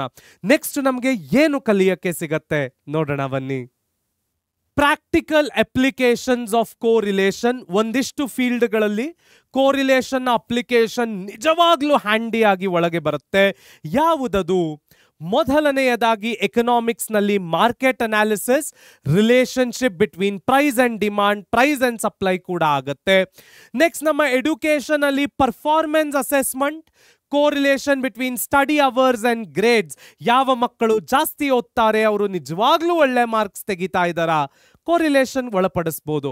ನೆಕ್ಸ್ಟ್ ನೋಡೋದಾದ್ರೆ ಅಗ್ರಿಕಲ್ಚರ್ ಈಲ್ಡ್ ಪ್ರೊಡಕ್ಷನ್. ಮಳೆ ಜಾಸ್ತಿ ಬರ್ತಾ ಇದ್ದಂತೆಲ್ಲ ನಮ್ಮ ಕ್ರಾಪ್ ಈಲ್ಡ್ ಕೂಡ ಜಾಸ್ತಿ ಆಗ್ತಾ ಇದೆಯಾ, ಕೋರಿಲೇಷನ್ ನಲ್ಲಿ ತಿಳಿದುಕೊಳ್ಳಬಹುದು. ಫೈನಾನ್ಸಿನಲ್ಲಿ ರಿಸ್ಕ್ ಮ್ಯಾನೇಜ್ಮೆಂಟ್, ಯಾವ ರೀತಿ ನಾವು ಇನ್ವೆಸ್ಟ್ಮೆಂಟ್ ಗಳನ್ನ ಮಾಡಬೇಕು, ಆ ಇನ್ವೆಸ್ಟ್ಮೆಂಟ್ ಈ ಇನ್ವೆಸ್ಟ್ಮೆಂಟ್ಗೆ ಏನಾದ್ರೂ ಕೋರಿಲೇಷನ್ ಇದೆಯಾ, ರಿಲಯನ್ಸ್ ಸ್ಟಾಕ್ಗೆ ಅದಾನಿ ಸ್ಟಾಕ್ಗೆ ಏನಾದ್ರೂ ಕೋರಿಲೇಷನ್ ಇದೆಯಾ, ಗವರ್ಮೆಂಟ್ ಪಾಲಿಸಿಗಳಿಗೂ ಅದಾನಿ ಸ್ಟಾಕ್ ಪ್ರೈಸ್ ರೈಸಿಗೂ ಏನಾದ್ರೂ ಪಾಲಿಸಿ ವೇರಿಯೇಷನ್ಗಳಿದೆಯಾ, ಕೋರಿಲೇಷನ್ಗಳಿದೆಯಾ, ಇವೆಲ್ಲವನ್ನು ಕೂಡ ನಾವು ಕಲ್ತ್ಕೊಳ್ಬಹುದು. ಹೆಲ್ತ್ ಕೇರಿನಲ್ಲಿ disease research, life style factor ಮತ್ತು ಹೆಲ್ತ್ ಔಟ್ಕಮ್ಸ್ ಬಹಳ ಬಹಳ ಟ್ರೆಂಡಿಂಗ್ ಟಾಪಿಕ್ ಇವತ್ತಿನ ಕಾಲಘಟ್ಟದಲ್ಲಿ. ಹೇಗೆ ನಾವು ಲೈಫ್ ಸ್ಟೈಲ್ ಬದಲಾವಣೆಗಳಿಂದ ಹಲವಾರು ಅನಾರೋಗ್ಯಕರ ಹೆಜ್ಜೆಗಳನ್ನು ಇಡ್ತಾ ಇದ್ದೇವೆ, ಇವೆಲ್ಲವನ್ನು ನಾವು ಕೋರಿಲೇಷನ್ ನಲ್ಲಿ ನ್ಯೂಮರಿಕಲ್ ಆಗಿ ಮ್ಯಾಥಮ್ಯಾಟಿಕಲ್ ಮಾಡೆಲ್ಗಳನ್ನು ಅಪ್ಲೈ ಮಾಡ್ತಾ ಕಲ್ತ್ಕೊಳ್ಬಹುದು. ಹಾಗಾದ್ರೆ ನೆಕ್ಸ್ಟ್ ಏನು ಕಲಿಯ ಸಿಗತ್ತೆ ನೋಡೋಣ ಬನ್ನಿ. ಸೊ ನಮ್ಮ ಕೋರಿಲೇಷನ್ ನಿಂದ ನಾವು ಕಲ್ತಂತಹ ಇಂಪಾರ್ಟೆಂಟ್ ಪಾಯಿಂಟ್ಗಳು ಯಾವುವು? ಮೊದಲನೆಯದು ಇಟ್ ಮೆಜರ್ಸ್ ರಿಲೇಶನ್ಶಿಪ್. ಯಾವುದೇ ಎರಡು ವೇರಿಯಬಲ್ಗಳ ನಡುವೆ ಯಾವ ರೀತಿ ಸಂಬಂಧಗಳಿವೆ, ಅದು ಪಾಸಿಟಿವಾ ನೆಗೆಟಿವಾ ಅಥವಾ ಸಂಬಂಧವೇ ಕಾಣಿಸ್ತಾ ಇಲ್ವಾ, ಕೋರಿಲೇಷನ್ ನಮಗೆ ಅರ್ಥ ಮಾಡಿಕೊಳ್ಳಲು ಸಹಾಯ ಮಾಡುತ್ತೆ. Visual and numerical tools, scatter diagram ಅನ್ನ ಗ್ರಾಫಿಕಲ್ ಇಲಸ್ಟ್ರೇಷನ್ ಮುಖೇನ ನಾವು ಕೋರಿಲೇಷನ್ ಅನ್ನ ಕಲಿಬಹುದು. ಅದೇ ಕಾರ್ಲ್ ಪಿಯರ್ಸನ್ ಸ್ಪಿಯರ್ಮನ್ಸ್ ರ್ಯಾಂಕ್ ಕೋರಿಲೇಷನ್ ಗಳನ್ನ ನಾವು ತಗೊಂಡ್ರೆ ನ್ಯೂಮರಿಕಲ್ ಮಾಡೆಲ್ ಗಳನ್ನ ಅಪ್ಲೈ ಮಾಡಿ ಕೋರಿಲೇಷನ್ ಅನ್ನ ನಾವು ತಿಳಿದುಕೊಳ್ಳಬಹುದು. ನೋ ಕಾಸೇಷನ್ ಮತ್ತು ಲಿಮಿಟೆಡ್ ರೇಂಜ್. ಕೋರಿಲೇಷನ್ ಒಂದು ಮ್ಯಾಥಮ್ಯಾಟಿಕಲ್ ಮಾಡೆಲ್, ನಂಬರ್ಗಳನ್ನ ಕೊಟ್ಟು ಕೋರಿಲೇಷನ್ ಇದೆಯೋ ಇಲ್ವೋ ಅಂತ ಅದು ನಮಗೆ ತಿಳಿಸ್ಕೊಡುತ್ತೆ. ಆದ್ರೆ ಅದಕ್ಕೆ ಆಗ್ತಾ ಇರುವಂತ ಕಾರಣಗಳನ್ನ ನಾವು ಅನಲೈಸ್ ಮಾಡಲಿಕ್ಕೆ ಸಾಧ್ಯ ಇಲ್ಲ. ಅದನ್ನ ನಾವು ನೋ ಕಾಸನ್ ಅಂತ ಕರಿತೇವೆ. ನೆಕ್ಸ್ಟ್ ಲಿಮಿಟೆಡ್ ರೇಂಜ್, +1 ನಿಂದ -1 ತನಕ ಲಿಮಿಟೆಡ್ ರೇಂಜಿನಲ್ಲಿ ಕೋರಿಲೇಷನ್ ಕೆಲಸ ಮಾಡುತ್ತೆ. +1 ಆದ ನಂತರ ಯಾವ ನಂಬರ್ ಸಿಗ್ಲಿಕ್ಕೆ ಸಾಧ್ಯವಿಲ್ಲ, -1 ಆದ ನಂತರ ಕೂಡ ಯಾವ ನಂಬರ್ ಸಿಗ್ಲಿಕ್ಕೆ ಸಾಧ್ಯವಿಲ್ಲ. ಲಿಮಿಟೆಡ್ ರೇಂಜಿನಲ್ಲಿ ಮಾತ್ರ ಕೋರಿಲೇಷನ್ ಕೆಲಸ ಮಾಡತಕ್ಕಂಥದ್ದು. ಹಾಗಾದ್ರೆ ಈ ಚಾಪ್ಟರ್ ನಲ್ಲಿ ನಮಗೆ ಬರ್ತಕ್ಕಂತಹ ಪ್ರಾಬ್ಲಮ್ಗಳು ಯಾವುದು ತಿಳ್ಕೊಳ್ಳೋಣ ಬನ್ನಿ. ನಮಗೆ ಈ ಚಾಪ್ಟರ್ ನಲ್ಲಿ ಸಿಕ್ತಕ್ಕಂತಹ ಮೊದಲನೆಯ ಪ್ರಾಬ್ಲಮ್ ಯಾವುದು ನೋಡೋಣ. Draw a scatter diagram and conclude about the correlation. So ಇಲ್ಲಿ 2 ವೇರಿಯಬಲ್ಗಳನ್ನ ಕೊಟ್ಟಿದ್ದಾನೆ. ಒಂದು ಎಕ್ಸ್ ಮತ್ತೊಂದು ವೈ. ಸೊ ಆಸ್ ಯೂಶುವಲ್ ನಾವು ನಮ್ಮ ಡಯಾಗ್ರಾಮಿಗೆ ಗ್ರಾಫಿಕಲ್ ರೆಪ್ರೆಸೆಂಟೇಷನ್ ಅನ್ನ ಮಾಡೋಣ. ಸೊ ಮೊದಲಿಗೆ this is our Y axis ಮತ್ತು this is our X axis. So ಇಲ್ಲಿ ನಾನು ನನ್ನ ವೈ ವೇರಿಯಬಲ್ಗಳನ್ನ ರೆಪ್ರೆಸೆಂಟ್ ಮಾಡಿದ್ರೆ ಇಲ್ಲಿ ನಾನು ನನ್ನ ಎಕ್ಸ್ ವೇರಿಯಬಲ್ಗಳನ್ನ ರೆಪ್ರೆಸೆಂಟ್ ಮಾಡ್ತೇನೆ. ಸೊ ನನ್ನ ಎಕ್ಸ್ ಅನ್ನ ನೋಡೋದಾದ್ರೆ ಹೈಯೆಸ್ಟ್ ಎಷ್ಟಿದೆ?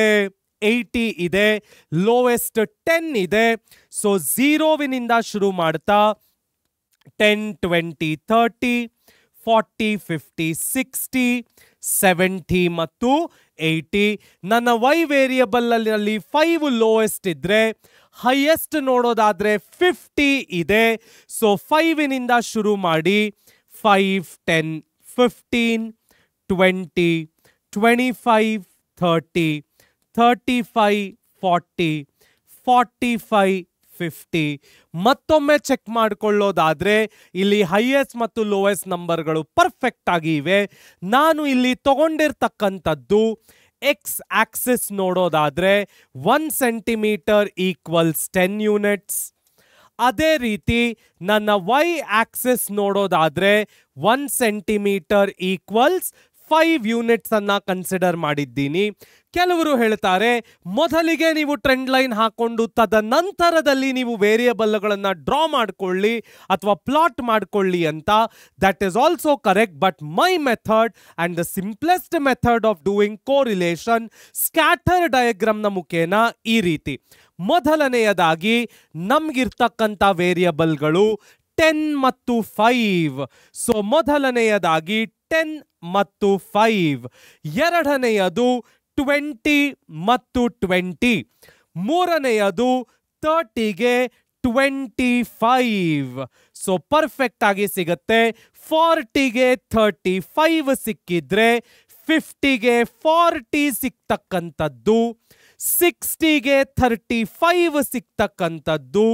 ಸೊ 35, 70ಗೆ 50 ಸಿಕ್ತಕ್ಕಂಥದ್ದು ಮತ್ತು 80ಗೆ 45 ಸಿಕ್ತಕ್ಕಂಥದ್ದು. ನಾವಿಲ್ಲಿ ಅಬ್ಸರ್ವ್ ಮಾಡೋದಾದ್ರೆ ನಮ್ಮ ಟ್ರೆಂಡ್ ಈ ರೀತಿ ಸಿಕ್ತಾ ಇದೆ. ಸೊ ಇದನ್ನ ನಾವು ಪಾಸಿಟಿವ್ ಕೋರಿಲೇಷನ್ ಅಂತ ಕರಿತೇವೆ. ಸೊ ದೇರ್ ಫೋರ್ ಇಲ್ಲಿ ನಾನು ಬರಿಬೇಕಾಗಿರ್ತಕ್ಕಂತಹ comment, it is a positive correlation. Very simple. ಹಾಗಾದ್ರೆ ನೆಕ್ಸ್ಟ್ ನಮಗೆ ಯಾವ ಪ್ರಾಬ್ಲಮ್ ಸಾಲ್ವ್ ಮಾಡಲಿಕ್ಕೆ ಸಿಗತ್ತೆ ನೋಡೋಣ ಬನ್ನಿ.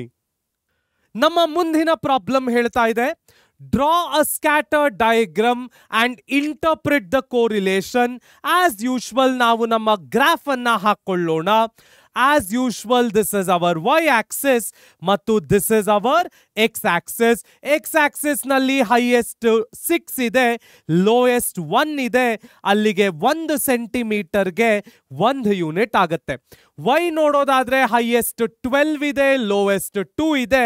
1 ಸೆಂಟಿಮೀಟರ್ಗೆ 2 ಯೂನಿಟ್ಗಳನ್ನ ನಾವು ತೆಗೆದುಕೊಳ್ಬೇಕಾಗತ್ತೆ. ಸೊ ತೆಗೆದುಕೊಳ್ಳೋಣ. x-axis 1 ಸೆಂಟಿಮೀಟರ್ ಈಕ್ವಲ್ಸ್ 1 ಯೂನಿಟ್ ಆಯಿತು. Y axis 1 centimetre equals 2 units ಆಯಿತು. ಸೊ ಮೊದಲನೆಯದಾಗಿ 1 and 2, ಎರಡನೆಯದಾಗಿ 2 and 4, ಮೂರನೆಯದಾಗಿ 3 and 6, ನಾಲ್ಕನೆಯದು 4 and 8, ಐದನೆಯದು 5 and 10, ಆರನೆಯದು 6 and 12. ಇದು ಕೂಡ ನಮಗೆ ಪಾಸಿಟಿವ್ ಕೋರಿಲೇಷನ್ ಆಗಿ ಕಾಣಿಸ್ತಾ ಇದೆ. ಸೊ ಇಲ್ಲಿ ಕೂಡ ನಾವು ನಮ್ಮ ಕಮೆಂಟ್ ಅನ್ನ ಬರೆಯೋಣ. ಪರ್ಫೆಕ್ಟ್ ಪಾಸಿಟಿವ್ ಕೋರಿಲೇಷನ್ ಕಾಣಿಸ್ತಾ ಇದೆ. ಸೊ ಅದರ ಕಮೆಂಟ್ ಅನ್ನ ಬರೆಯೋಣ. So perfect positive correlation. ಎಲ್ಲ ವೇರಿಯಬಲ್ಗಳು ಕೂಡ ಒಂದೇ ಲೈನ್ ಅಲ್ಲಿವೆ. ಹಾಗಾದ್ರೆ ನೆಕ್ಸ್ಟ್ ಯಾವ ಪ್ರಾಬ್ಲಮ್ ಸಾಲ್ವ್ ಮಾಡ್ಲಿಕ್ಕೆ ಸಿಗತ್ತೆ ನೋಡೋಣ ಬನ್ನಿ. ನಮ್ಮ ಮುಂದಿನ ಪ್ರಾಬ್ಲಮ್ ನೋಡೋದಾದ್ರೆ, calculate the correlation between the heights of the father and their son in inches ಅಂತ ಕೇಳ್ತಾ ಇದ್ದಾರೆ. ಈ ಪ್ರಾಬ್ಲಮ್ ಅನ್ನ ನಾವು ಸ್ಪಿಯರ್ಮನ್ಸ್ ರ್ಯಾಂಕ್ ಕೋರಿಲೇಷನ್ ಇಂದ ಮಾಡೋಣ. ತದನಂತರದಲ್ಲಿ Karl Pearson's coefficient of correlation ನ ಇಟ್ಕೊಂಡು ಕೂಡ ಸಾಲ್ವ್ ಮಾಡೋಣ. ಮೊದಲನೆಯದಾಗಿ ಇದನ್ನ ನಾನು ಸ್ಪಿಯರ್ಮನ್ಸ್ ರ್ಯಾಂಕ್ ಕೋರಿಲೇಷನ್ ಈ ಮೆಥಡ್ಡಿನಲ್ಲಿ ಸಾಲ್ವ್ ಮಾಡ್ತೇನೆ.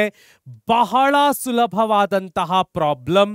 ಸೊ ಯಾವುದೇ ಪ್ರಾಬ್ಲಮ್ ಅನ್ನ ನಾವು ಸ್ಟ್ಯಾಟಿಸ್ಟಿಕ್ಸ್ ನಲ್ಲಿ ಮಾಡಲಿಕ್ಕೆ ಮುಂಚೆ ಮೊದಲಿಗೆ ನಾವು ನಮ್ಮ ಫಾರ್ಮುಲಾವನ್ನ ಬರೆದಿಟ್ಕೊಳ್ಬೇಕು. So R is equal to 1 minus 6 summation D square plus correction factor divided by n cube minus n. So ಇಲ್ಲಿ ಕರೆಕ್ಷನ್ ಫ್ಯಾಕ್ಟರ್ಗೆ ಬರ್ತಕ್ಕಂಥ ಫಾರ್ಮುಲಾ ಏನು? m cube minus m divided by 12. So ನಾವು ನಮ್ಮ ಡೇಟಾವನ್ನ ಬರ್ಕೊಳ್ಳೋಣ. ಸೊ ಮೊದಲಿಗೆ ಚೆಕ್ ಮಾಡೋದಾದ್ರೆ x 65, 66, 57, 67, 68, 69, 70, 72 ಇದೆ. ಅಲ್ಲಿಗೆ n ಎಷ್ಟಾಯ್ತು? 1 2 3 4 5 6 7 8 ಆಯ್ತು. ಸೊ 8 ಬರ್ಕೊಳ್ಳೋಣ. ನೆಕ್ಸ್ಟ್ y ನೋಡೋದಾದ್ರೆ 67, 56, 65, 68, 72, 72 ಎರಡು ಸಲಿ ಬಂತು, 69 ಮತ್ತು 71. ಇಲ್ಲಿ ನಾವು ಮಾಡಬೇಕಾಗಿರ್ತಕ್ಕಂಥದ್ದು ಬಹಳ ಸಿಂಪಲ್.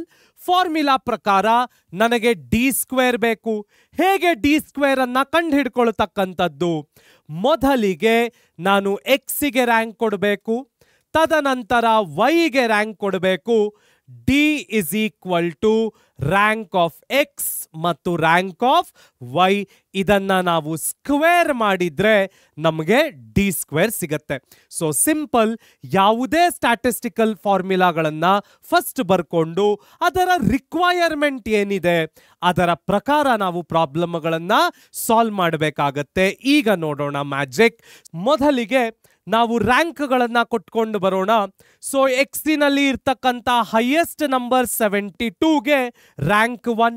ನೆಕ್ಸ್ಟ್ ನೋಡೋದಾದ್ರೆ 70ಗೆ ರ್ಯಾಂಕ್ 2, 69 ಇದೆ ರ್ಯಾಂಕ್ 3, 68ಗೆ ರ್ಯಾಂಕ್ 4, 67ಗೆ ರ್ಯಾಂಕ್ 5, 66ಗೆ ರ್ಯಾಂಕ್ 6, 65ಗೆ 7 ಆದ್ರೆ 57ಗೆ 8 ಆಯ್ತು. ನೆಕ್ಸ್ಟ್ ನಮ್ಮ ರ್ಯಾಂಕ್ ವೈ ಅನ್ನ ನೋಡೋಣ.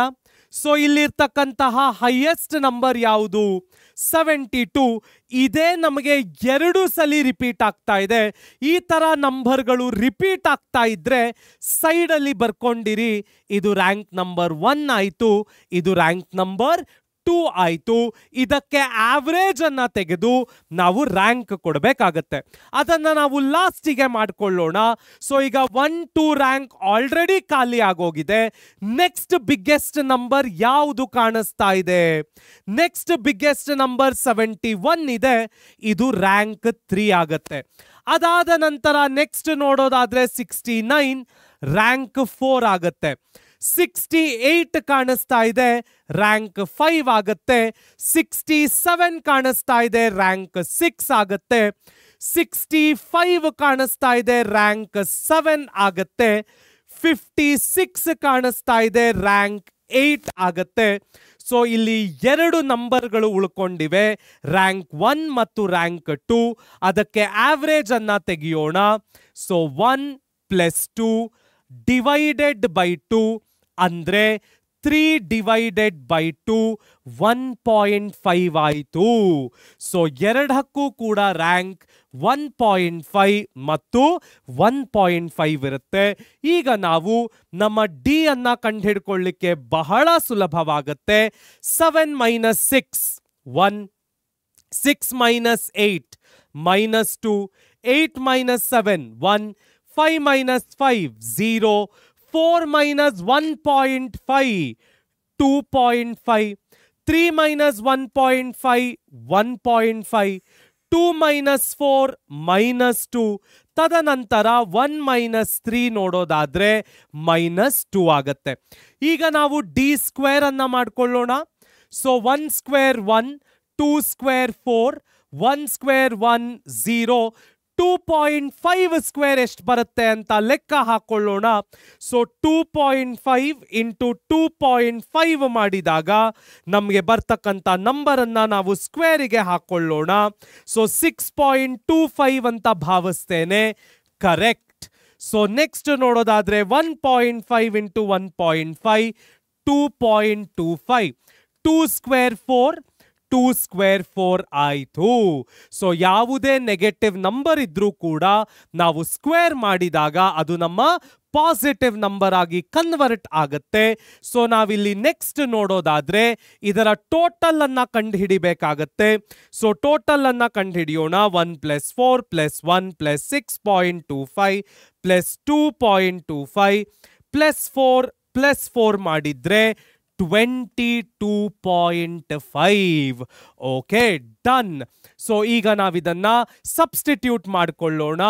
So r equals 1 minus summation D square ನೋಡೋದಾದ್ರೆ 22.5 ಇದೆ. ಕರೆಕ್ಷನ್ ಫ್ಯಾಕ್ಟರ್ ಇನ್ನೂ ಕೂಡ ನನಗೆ ಗೊತ್ತಿಲ್ಲ. ಎನ್ ಕ್ಯೂಬ್ ನೋಡೋದಾದ್ರೆ 8 ಕ್ಯೂಬ್ ಬರುತ್ತೆ, ಎನ್ ನೋಡೋದಾದ್ರೆ 8 ಬರುತ್ತೆ. ಸೊ ಈಗ ಕರೆಕ್ಷನ್ ಫ್ಯಾಕ್ಟರಿಗೆ ಇಲ್ಲಿ ಸಿಕ್ತಕ್ಕಂಥದ್ದೇ 2 ರಿಪೀಟೆಡ್ ನಂಬರ್ಗಳು 72 72 2 ಟೈಮ್ ರಿಪೀಟ್ ಆಗಿವೆ. So simple 2 cube minus 2 divided by 12. So ಎಷ್ಟು ಸಲ ಆ ನಂಬರ್ ರಿಪೀಟ್ ಆಗಿದೆ ಅದನ್ನ ತೆಗೆದುಕೊಂಡು ನಾವು ಕ್ಯೂಬ್ ಮಾಡಿ ಮೈನಸ್ ಆ ರಿಪೀಟ್ ಆಗಿರುವಂತಹ ನಂಬರ್ ಅನ್ನ ತಗೊಳ್ಬೇಕು, ಡಿವೈಡೆಡ್ ಬೈ 12. ಸೊ ಇಲ್ಲಿ ನಂಬರು 2 ಸಲ ರಿಪೀಟ್ ಆಗಿತ್ತು. So 2 cube minus 2 divided by 12 ಮಾಡೋಣ. 2 ಕ್ಯೂಬ್ ಮೈನಸ್ 2 ಡಿವೈಡೆಡ್ ಬೈ 12 ಮಾಡಿದ್ರೆ 0.5 ಬರುತ್ತೆ. So 0.5.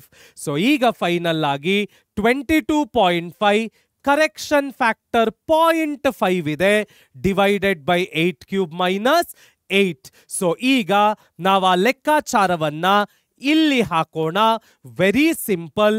So r equals 1 minus 6. 22.5 plus 0.5 ಅಂದ್ರೆ 23 ಆಯಿತು, ಡಿವೈಡೆಡ್ ಬೈ 8 ಕ್ಯೂಬ್ ಮೈನಸ್ 8 ಅಂದ್ರೆ ಎಷ್ಟು ಸಿಗುತ್ತೆ ಚೆಕ್ ಮಾಡೋಣ. So 8 cube 8 into 8 into 8 minus 8 ಮಾಡಿದಾಗ 504 ಸಿಗುತ್ತೆ. ನೆಕ್ಸ್ಟ್ ನೋಡೋದಾದ್ರೆ 1 ಮೈನಸ್ 6 ಇಂಟು 23 ಎಷ್ಟು? 6 ಇಂಟು 23 138 ಆಯಿತು, divided by 504. So r is equal to 138 divided by 504 ಮಾಡಿದ್ರೆ 0.27 ಬರುತ್ತೆ. ದೇರ್ ಫೋರ್ 1 ಮೈನಸ್ 0.27 ಮಾಡಿದ್ರೆ ನಮ್ಮ ಕೋರಿಲೇಷನ್ 0.73 ಆಯಿತು. ಸೊ ಅಲ್ಲಿಗೆ ಈ ಪ್ರಾಬ್ಲಮಿನಲ್ಲಿ ಪಾಸಿಟಿವ್ ಕೋರಿಲೇಷನ್ ಕಂಡು ಬರ್ತಾ ಇದೆ. ಯಾಕೆ ಅಂದ್ರೆ ನಮ್ಮ ಆನ್ಸರ್ ಕೂಡ 1ನ ಒಳಗಡೆನೆ ಇದೆ, ಪಾಸಿಟಿವ್ ಆಗಿದೆ. ದೇರ್ ಫೋರ್ ಇಲ್ಲಿ ನಮಗೆ ಪಾಸಿಟಿವ್ ಕೋರಿಲೇಷನ್ ಕಂಡು ಬರ್ತಾ ಇದೆ. ಹಾಗಾದ್ರೆ ಈ ಪ್ರಾಬ್ಲಮ್ ಅನ್ನ Karl Pearson's coefficient of correlation ಅಲ್ಲಿ ಹೇಗೆ ಸಾಲ್ವ್ ಮಾಡೋದು ನೋಡೋಣ ಬನ್ನಿ. ನಾವು ನಮ್ಮ ಈ ಪ್ರಾಬ್ಲಮ್ ಅನ್ನ ಸ್ಪಿಯರ್ಮನ್ ರ್ಯಾಂಕ್ ಕೋರಿಲೇಷನ್ ಅಲ್ಲಿ ಸುಲಭವಾಗಿ ಸಾಲ್ವ್ ಮಾಡಿದ್ವಿ. ಹಾಗಾದ್ರೆ ಇದೇ ಪ್ರಾಬ್ಲಮ್ ಅನ್ನ ಕಾರ್ಲ್ ಪಿಯರ್ಸನ್ಸ್ ಅಲ್ಲಿ ಹೇಗೆ ಸಾಲ್ವ್ ಮಾಡೋದು? ಮೊದಲಿಗೆ ನಾವು ನಮ್ಮ ಫಾರ್ಮುಲಾವನ್ನ ಹಾಕೊಳ್ಳೋಣ. ಸೊ ಫಾರ್ಮುಲಾವನ್ನ ಹಾಕೊಳ್ಳೋದಾದ್ರೆ R is equal to N summation X Y minus summation X into summation Y divided by root of N summation X square minus summation x the whole square into n summation y square minus summation y the whole square ಬರುತ್ತೆ. ಹಾಗಾದ್ರೆ ಈ problem ನ ಪ್ರಕಾರ ನಮಗೆ ಬೇಕಾಗಿರ್ತಕ್ಕಂಥದ್ದು ಯಾವುದು? ಮೊದಲನೆಯದಾಗಿ ನಾನು n ಅನ್ನ ಕಂಡುಹಿಡಿಬೇಕು. ಸೊ ಅದಕ್ಕೆ ನಾವು ಡೇಟಾವನ್ನ ಬರ್ಕೊಳ್ಳೋಣ. ಸೊ 65 66 57 67 68 69 70 ಮತ್ತು 72. y ಬರ್ಕೊಳ್ಳೋದಾದ್ರೆ 67 56 65 68, 72, 72, 69 ಮತ್ತು 71. ಓಕೆ, ಸೊ ಇಲ್ಲಿ ಎನ್ ನಮಗೆ ಈಗಾಗಲೇ ಗೊತ್ತಿದೆ, 8 ಇದೆ, 1 2 3 4 5 6 7 ಮತ್ತು 8. ನೆಕ್ಸ್ಟ್ ನನಗೆ summation X Y. So formula ಪ್ರಕಾರ ನನಗೆ ಎಕ್ಸ್ ವೈ ಬೇಕು. ಸೊ ಎಕ್ಸ್ ವೈ ಮಾಡ್ಕೊಳ್ತೇನೆ. ತದನಂತರ summation X summation Y, summation X summation Y ಅನ್ನ ಕಂಡುಹಿಡಿಬೇಕು. ಸೊ ಅದನ್ನ ಕೂಡ ಲೆಕ್ಕ ಹಾಕೊಳ್ಳೋಣ. ಸೊ ಮೊದಲಿಗೆ ನಾವು ನ್ಯೂಮರೇಟರ್ ಅಲ್ಲಿ ಏನೇನು ರಿಕ್ವೈರ್ಮೆಂಟ್ ಇದೆ ಮುಗಿಸಿಕೊಳ್ಳೋಣ. ಸೊ ಎಕ್ಸಿಗೆ summation 65 plus 66, 57 plus 67, 68 plus 69, 70 plus 72, 534 ಆಯಿತು. ಸಮೇಷನ್ ವೈ ಅನ್ನ ನೋಡೋದಾದ್ರೆ 67, 56, 65, 68, 72, 72, 69 ಮತ್ತು 71, 540 ಆಯಿತು. ಎಕ್ಸ್ ವೈ ಮಾಡಬೇಕು. ಸೊ 65 ಇಂಟು 67, 4355 ಆಯಿತು. 66 ಇಂಟು 56, 3696 ಆಯಿತು. 57 into 65, 3705. 68 into 67, 4556. 68 into 72, 4896.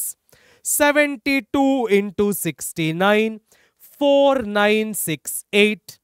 69 into 70, 4830. 72 into 71, 5112. ಇದನ್ನ ನಾವು ಟೋಟಲ್ ಮಾಡ್ಕೊಳ್ಬೇಕಾಗತ್ತೆ. ಸೊ ಟೋಟಲ್ ಮಾಡ್ಕೊಳ್ಳೋಣ. ಮೊದಲಿಗೆ 65 into 67 plus 66 into 56 plus 57 into 65 plus 67 into 68 plus 68 into 72 plus 69 into 72 plus 70 into 69 plus 72 into 71, 36,118 ಆಯಿತು. ಸೊ ಇದರ ಟೋಟಲ್ 36,118 ಆಯಿತು. ನೆಕ್ಸ್ಟ್ ನನಗೆ ಬೇಕಾಗಿರ್ತಕ್ಕಂಥದ್ದು ಎಕ್ಸ್ ಸ್ಕ್ವೇರ್ ಮತ್ತು ವೈ ಸ್ಕ್ವೇರ್. ಸೊ ಅದನ್ನ ಮಾಡೋಣ. ನೆಕ್ಸ್ಟ್ ನನಗೆ ಎಕ್ಸ್ ಸ್ಕ್ವೇರ್ ಮತ್ತು ವೈ ಸ್ಕ್ವೇರ್ ಬೇಕು. ಸೊ ಮೊದಲಿಗೆ ಎಕ್ಸ್ ಸ್ಕ್ವೇರ್ ಅನ್ನ ಮಾಡಿಕೊಳ್ಳೋಣ. So 65 into 65, 4225. 66 into 66, 4356. 57 into 57, 3249. 67 into 67, 4489. Next to 68 into 68, 4624. 69 into 69, 4761. 70 into 70, 4900. 72 into 72, 5184. ಇದರ ಟೋಟಲ್ ಅನ್ನ ಬರ್ಕೊಳ್ಳೋಣ. 4225, 4356, 3249, 4489, 4624, 4761, 4900, 5184, 35,788 ಆಯಿತು. ನೆಕ್ಸ್ಟ್ ವೈ ಸ್ಕ್ವೇರ್ ಅನ್ನ ಮಾಡೋದಾದ್ರೆ 67 ಅಂದ್ರೆ 4489. ತದನಂತರ 56 ಅಂದ್ರೆ 3136. ನೆಕ್ಸ್ಟ್ 65 ಸ್ಕ್ವೇರ್ ಮಾಡಿದ್ರೆ 4225 ಆಯಿತು. ನೆಕ್ಸ್ಟ್ 68 ಸ್ಕ್ವೇರ್ ಮಾಡಿದ್ರೆ 4624 ಆಯಿತು. 72 ಸ್ಕ್ವೇರ್ ಮಾಡಿದ್ರೆ 5184 ಆಯಿತು. ಮತ್ತೊಮ್ಮೆ 72 ಇದೆ, 5184 ಆಯಿತು. 69 ಸ್ಕ್ವೇರ್ ಅಲ್ಲಿ 4761 ಸಿಕ್ಕಿದ್ರೆ 71 ಸ್ಕ್ವೇರ್ ಮಾಡ್ತಾ 5041 ಸಿಗುತ್ತೆ. ಈಗ ಇದರ ಟೋಟಲ್ ಅನ್ನ ಬರೆಯೋಣ. 4489, 3136, 4225, 4624, 5184, 5184 plus 4761 plus 5041 ಅಲ್ಲಿಗೆ ನಮ್ಮ ಉತ್ತರ 36,644 ಆಯಿತು.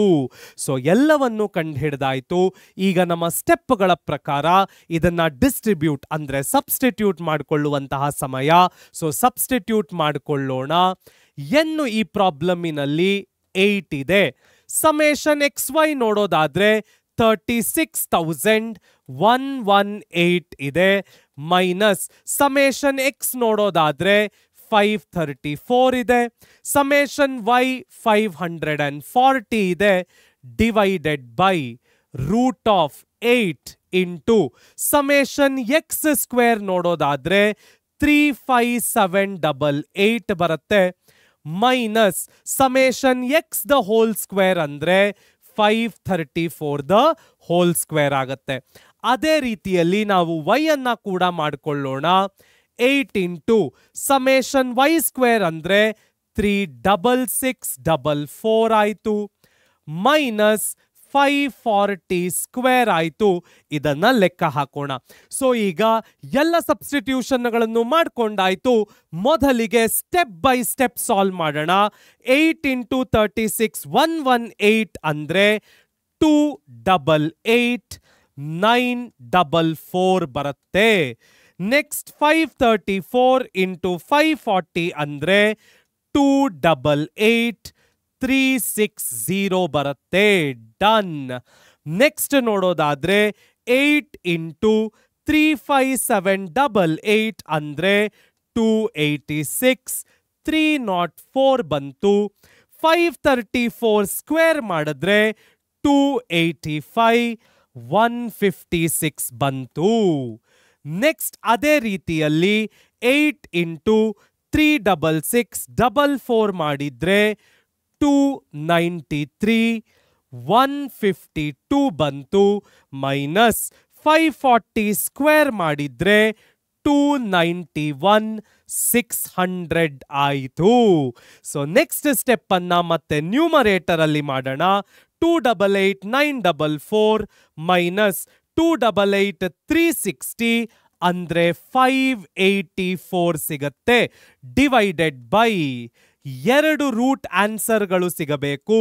ಸೊ 286 304 ಮೈನಸ್ 285 156 ಮಾಡಿದ್ರೆ 1148 ಸಿಗತ್ತೆ.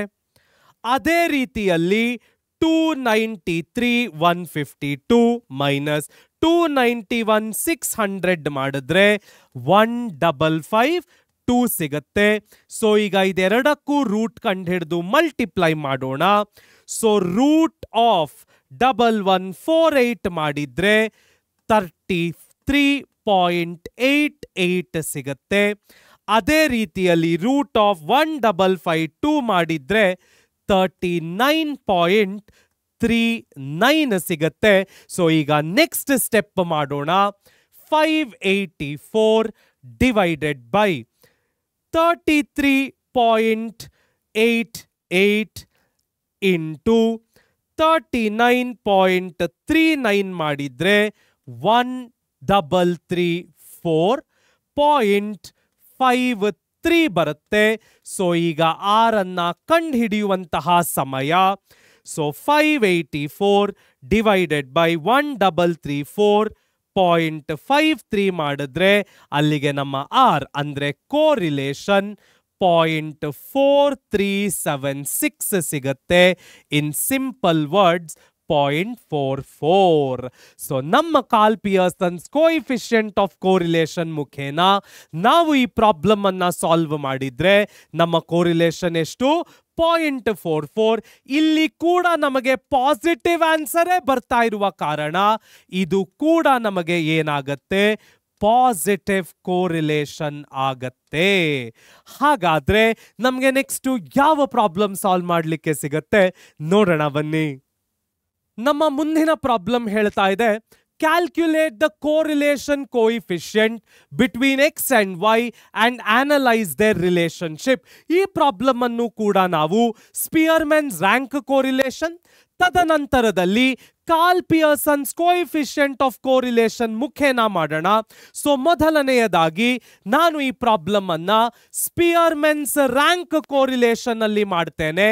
ಸೊ ಅಲ್ಲಿಗೆ ನಮ್ಮ formula 1 - 6 summation D square plus correction factor divided by n cube minus n. ಅಲ್ಲಿಗೆ ನಮ್ಮ ಕರೆಕ್ಷನ್ ಫ್ಯಾಕ್ಟರಿನ ಫಾರ್ಮುಲಾ ಏನು? m cube minus m divided by 12. ಅದು ನಂಬರ್ಸ್ ರಿಪೀಟ್ ಆಗಿದ್ರೆ ಮಾತ್ರನೇ ಸಿಗ್ತಕ್ಕಂಥದ್ದು. ಸೊ ಮೊದಲಿಗೆ ನಾವು ನಮ್ಮ ಡೇಟಾವನ್ನ ಬರ್ಕೊಳ್ಳೋಣ. ಸೊ x 1 3 4 5 7 8, y ನೋಡೋದಾದ್ರೆ 2 6 8 10 14 ಮತ್ತು 16. ಇಲ್ಲಿ n ಚೆಕ್ ಮಾಡೋದಾದ್ರೆ 1 2 3 4 5 6 ಇದೆ. ಸೊ 6 n ಬರ್ತಾ ಇದೆ. ಫಾರ್ಮುಲಾ ಪ್ರಕಾರ ನನಗೆ ಡಿ ಸ್ಕ್ವೇರ್ ಬೇಕು, ಅಂದ್ರೆ rank of X, rank of Y, ತದನಂತರದಲ್ಲಿ ರ್ಯಾಂಕ್ ಎಕ್ಸ್ ಮತ್ತು ರ್ಯಾಂಕ್ ವೈ ಮಾಡಿ ಅದನ್ನ ಸ್ಕ್ವೇರ್ ಮಾಡಿದ್ರೆ ನನಗೆ ಸಮೇಷನ್ ಡಿ ಸ್ಕ್ವೇರ್ ಸಿಗುತ್ತೆ. ಸೊ ಎಕ್ಸಿನಲ್ಲಿ ಹೈಯೆಸ್ಟ್ ವ್ಯಾಲ್ಯೂ ಇರ್ತಕ್ಕಂಥದ್ದು 8, ತದನಂತರ 7, ತದನಂತರ 5, ತದನಂತರ 4, ತದನಂತರ 3, ತದನಂತರ 1. ಸೊ ಇದು ಅದರ ರ್ಯಾಂಕ್. ನೆಕ್ಸ್ಟ್ ವೈಗೆ ನೋಡೋದಾದ್ರೆ ಹೈಯೆಸ್ಟ್ ವ್ಯಾಲ್ಯೂ 16 ಇರ್ತಕ್ಕಂಥದ್ದು, ತದನಂತರ 14, ತದನಂತರ 10, ತದನಂತರ 8, ತದನಂತರ 6, ತದನಂತರ 2. ಸೊ ಇದರಲ್ಲಿ ಕೂಡ ರ್ಯಾಂಕ್ಗಳು ಬಂದ್ವು.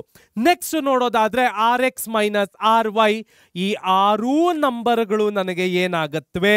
0 ಪರಿಣಾಮ ಆಗತ್ತೆ. ಯಾಕೆ ಅಂದ್ರೆ ಇಲ್ಲಿ ಕ್ಲಿಯರ್ ಕಟ್ ಆರ್ಡರಿನಲ್ಲಿ ನನಗೆ ರ್ಯಾಂಕ್ಗಳನ್ನ ಕೊಟ್ಟಿದ್ದಾನೆ. ಸೊ 6 5 4 3 2 1 ಅನ್ನೋ ಕ್ಲಿಯರ್ ಕಟ್ ಆರ್ಡರ್ಗಳಲ್ಲಿ ರ್ಯಾಂಕ್ ಇದೆ. ಯಾವುದೇ ಝೀರೋವನ್ನ ಸ್ಕ್ವೇರ್ ಮಾಡಿದ್ರೂ ಕೂಡ ನನಗೆ ಆನ್ಸರ್ 0 ಆಗೇ ಸಿಗಬೇಕು. ಸೊ ಇದನ್ನ ಈಗ ಸಬ್ಸ್ಟಿಟ್ಯೂಟ್ ಮಾಡುವಂತಹ ಸಮಯ. So 1 minus summation D square 0, correction factor ಕೂಡ 0, divided by N cube minus N ನೋಡೋದಾದ್ರೆ 6 ಕ್ಯೂಬ್ ಮೈನಸ್ 6 ಸಿಗ್ತಕ್ಕಂಥದ್ದು. ಸೊ ಈಗ ಅದನ್ನ ಫರ್ದರ್ ಸಿಂಪ್ಲಿಫೈ ಮಾಡುವಂತಹ ಸಮಯ. ಸೊ 1 ಮೈನಸ್ 6 ಇಂಟು 0, ಆಬ್ವಿಯಸ್ಲಿ 0ನೇ ಆಗಿರುತ್ತೆ. 6 ಕ್ಯೂಬ್ ಮೈನಸ್ 6 ನೋಡೋದಾದ್ರೆ 6 ಕ್ಯೂಬ್ ಮೈನಸ್ 6 ನೋಡೋದಾದ್ರೆ ನಮಗೆ 210 ಬರುತ್ತೆ. ಸೊ 210 ಬರುತ್ತೆ. 1 minus 6 zeros are 0 divided by 210. ಯಾವುದನ್ನ ನಾನು ಝೀರೋವಿನೊಟ್ಟಿಗೆ ಡಿವೈಡ್ ಮಾಡಿದ್ರೂ ಕೂಡ 0ನೇ ಆನ್ಸರ್ ಬರಬೇಕು. 1 ಮೈನಸ್ 0 ನಮ್ಮ ಆನ್ಸರ್ ಪ್ಲಸ್ 1 ಆಗತ್ತೆ. ಅಂದ್ರೆ ಇಲ್ಲಿ ನನಗೆ ಪರ್ಫೆಕ್ಟ್ ಪಾಸಿಟಿವ್ ಕೋರಿಲೇಷನ್ ಸಿಗ್ತಾ ಇದೆ. ಬಹಳ ಸುಲಭ. ಹಾಗಾದ್ರೆ ಇದೇ ಪ್ರಾಬ್ಲಮ್ ಅನ್ನ ನಾವು ಕಾರ್ಲ್ ಪಿಯರ್ಸನ್ಸ್ ಮೆಥಡ್ ಅಲ್ಲಿ ಮಾಡಿದ್ರೆ ನಮಗೆ ಯಾವ ಆನ್ಸರ್ ಸಿಗಬಹುದು? ಕ್ಯೂರಿಯಸ್ ಆಗಿದೆ ಅಲ್ಲ? ನೋಡೋಣ ಬನ್ನಿ. ಸೊ ನಾವು ನಮ್ಮ ಈ ಪ್ರಾಬ್ಲಮ್ ಅನ್ನ ಕಾರ್ಲ್ ಪಿಯರ್ಸನ್ಸ್ ಕೋಎಫಿಷಿಯಂಟ್ ಅಲ್ಲಿ ಮಾಡಿದಾಗ ಯಾವ ಆನ್ಸರ್ ಸಿಗಬಹುದು? ಸೊ ಡೇಟಾವನ್ನ ಬರ್ಕೊಳ್ಳೋಣ. 1 3 4 5 7 ಮತ್ತು 8. ವೈಗೆ ನೋಡಿದಾಗ 2 6 8 10 14 ಮತ್ತು 16. ಇಲ್ಲಿ n ಚೆಕ್ ಮಾಡಿದ್ರೆ 1 2 3 4 5 6 ಬರುತ್ತೆ.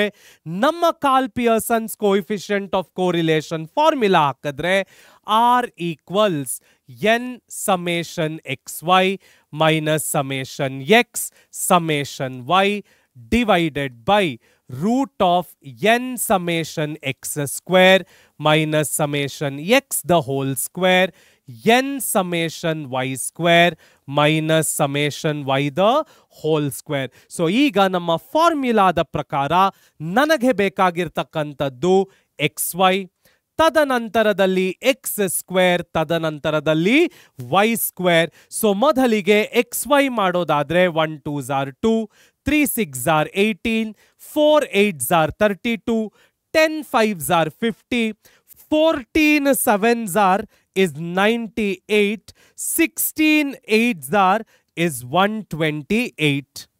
ಸೊ ನಾವೀಗ ಎಲ್ಲದರ ಟೋಟಲ್ ಅನ್ನ ಮಾಡಿದ್ರೆ 1 + 3 4 + 4 8 13 20 28 ಆಯಿತು. 16 30 40 48 54 + 2 56 ಆಯಿತು.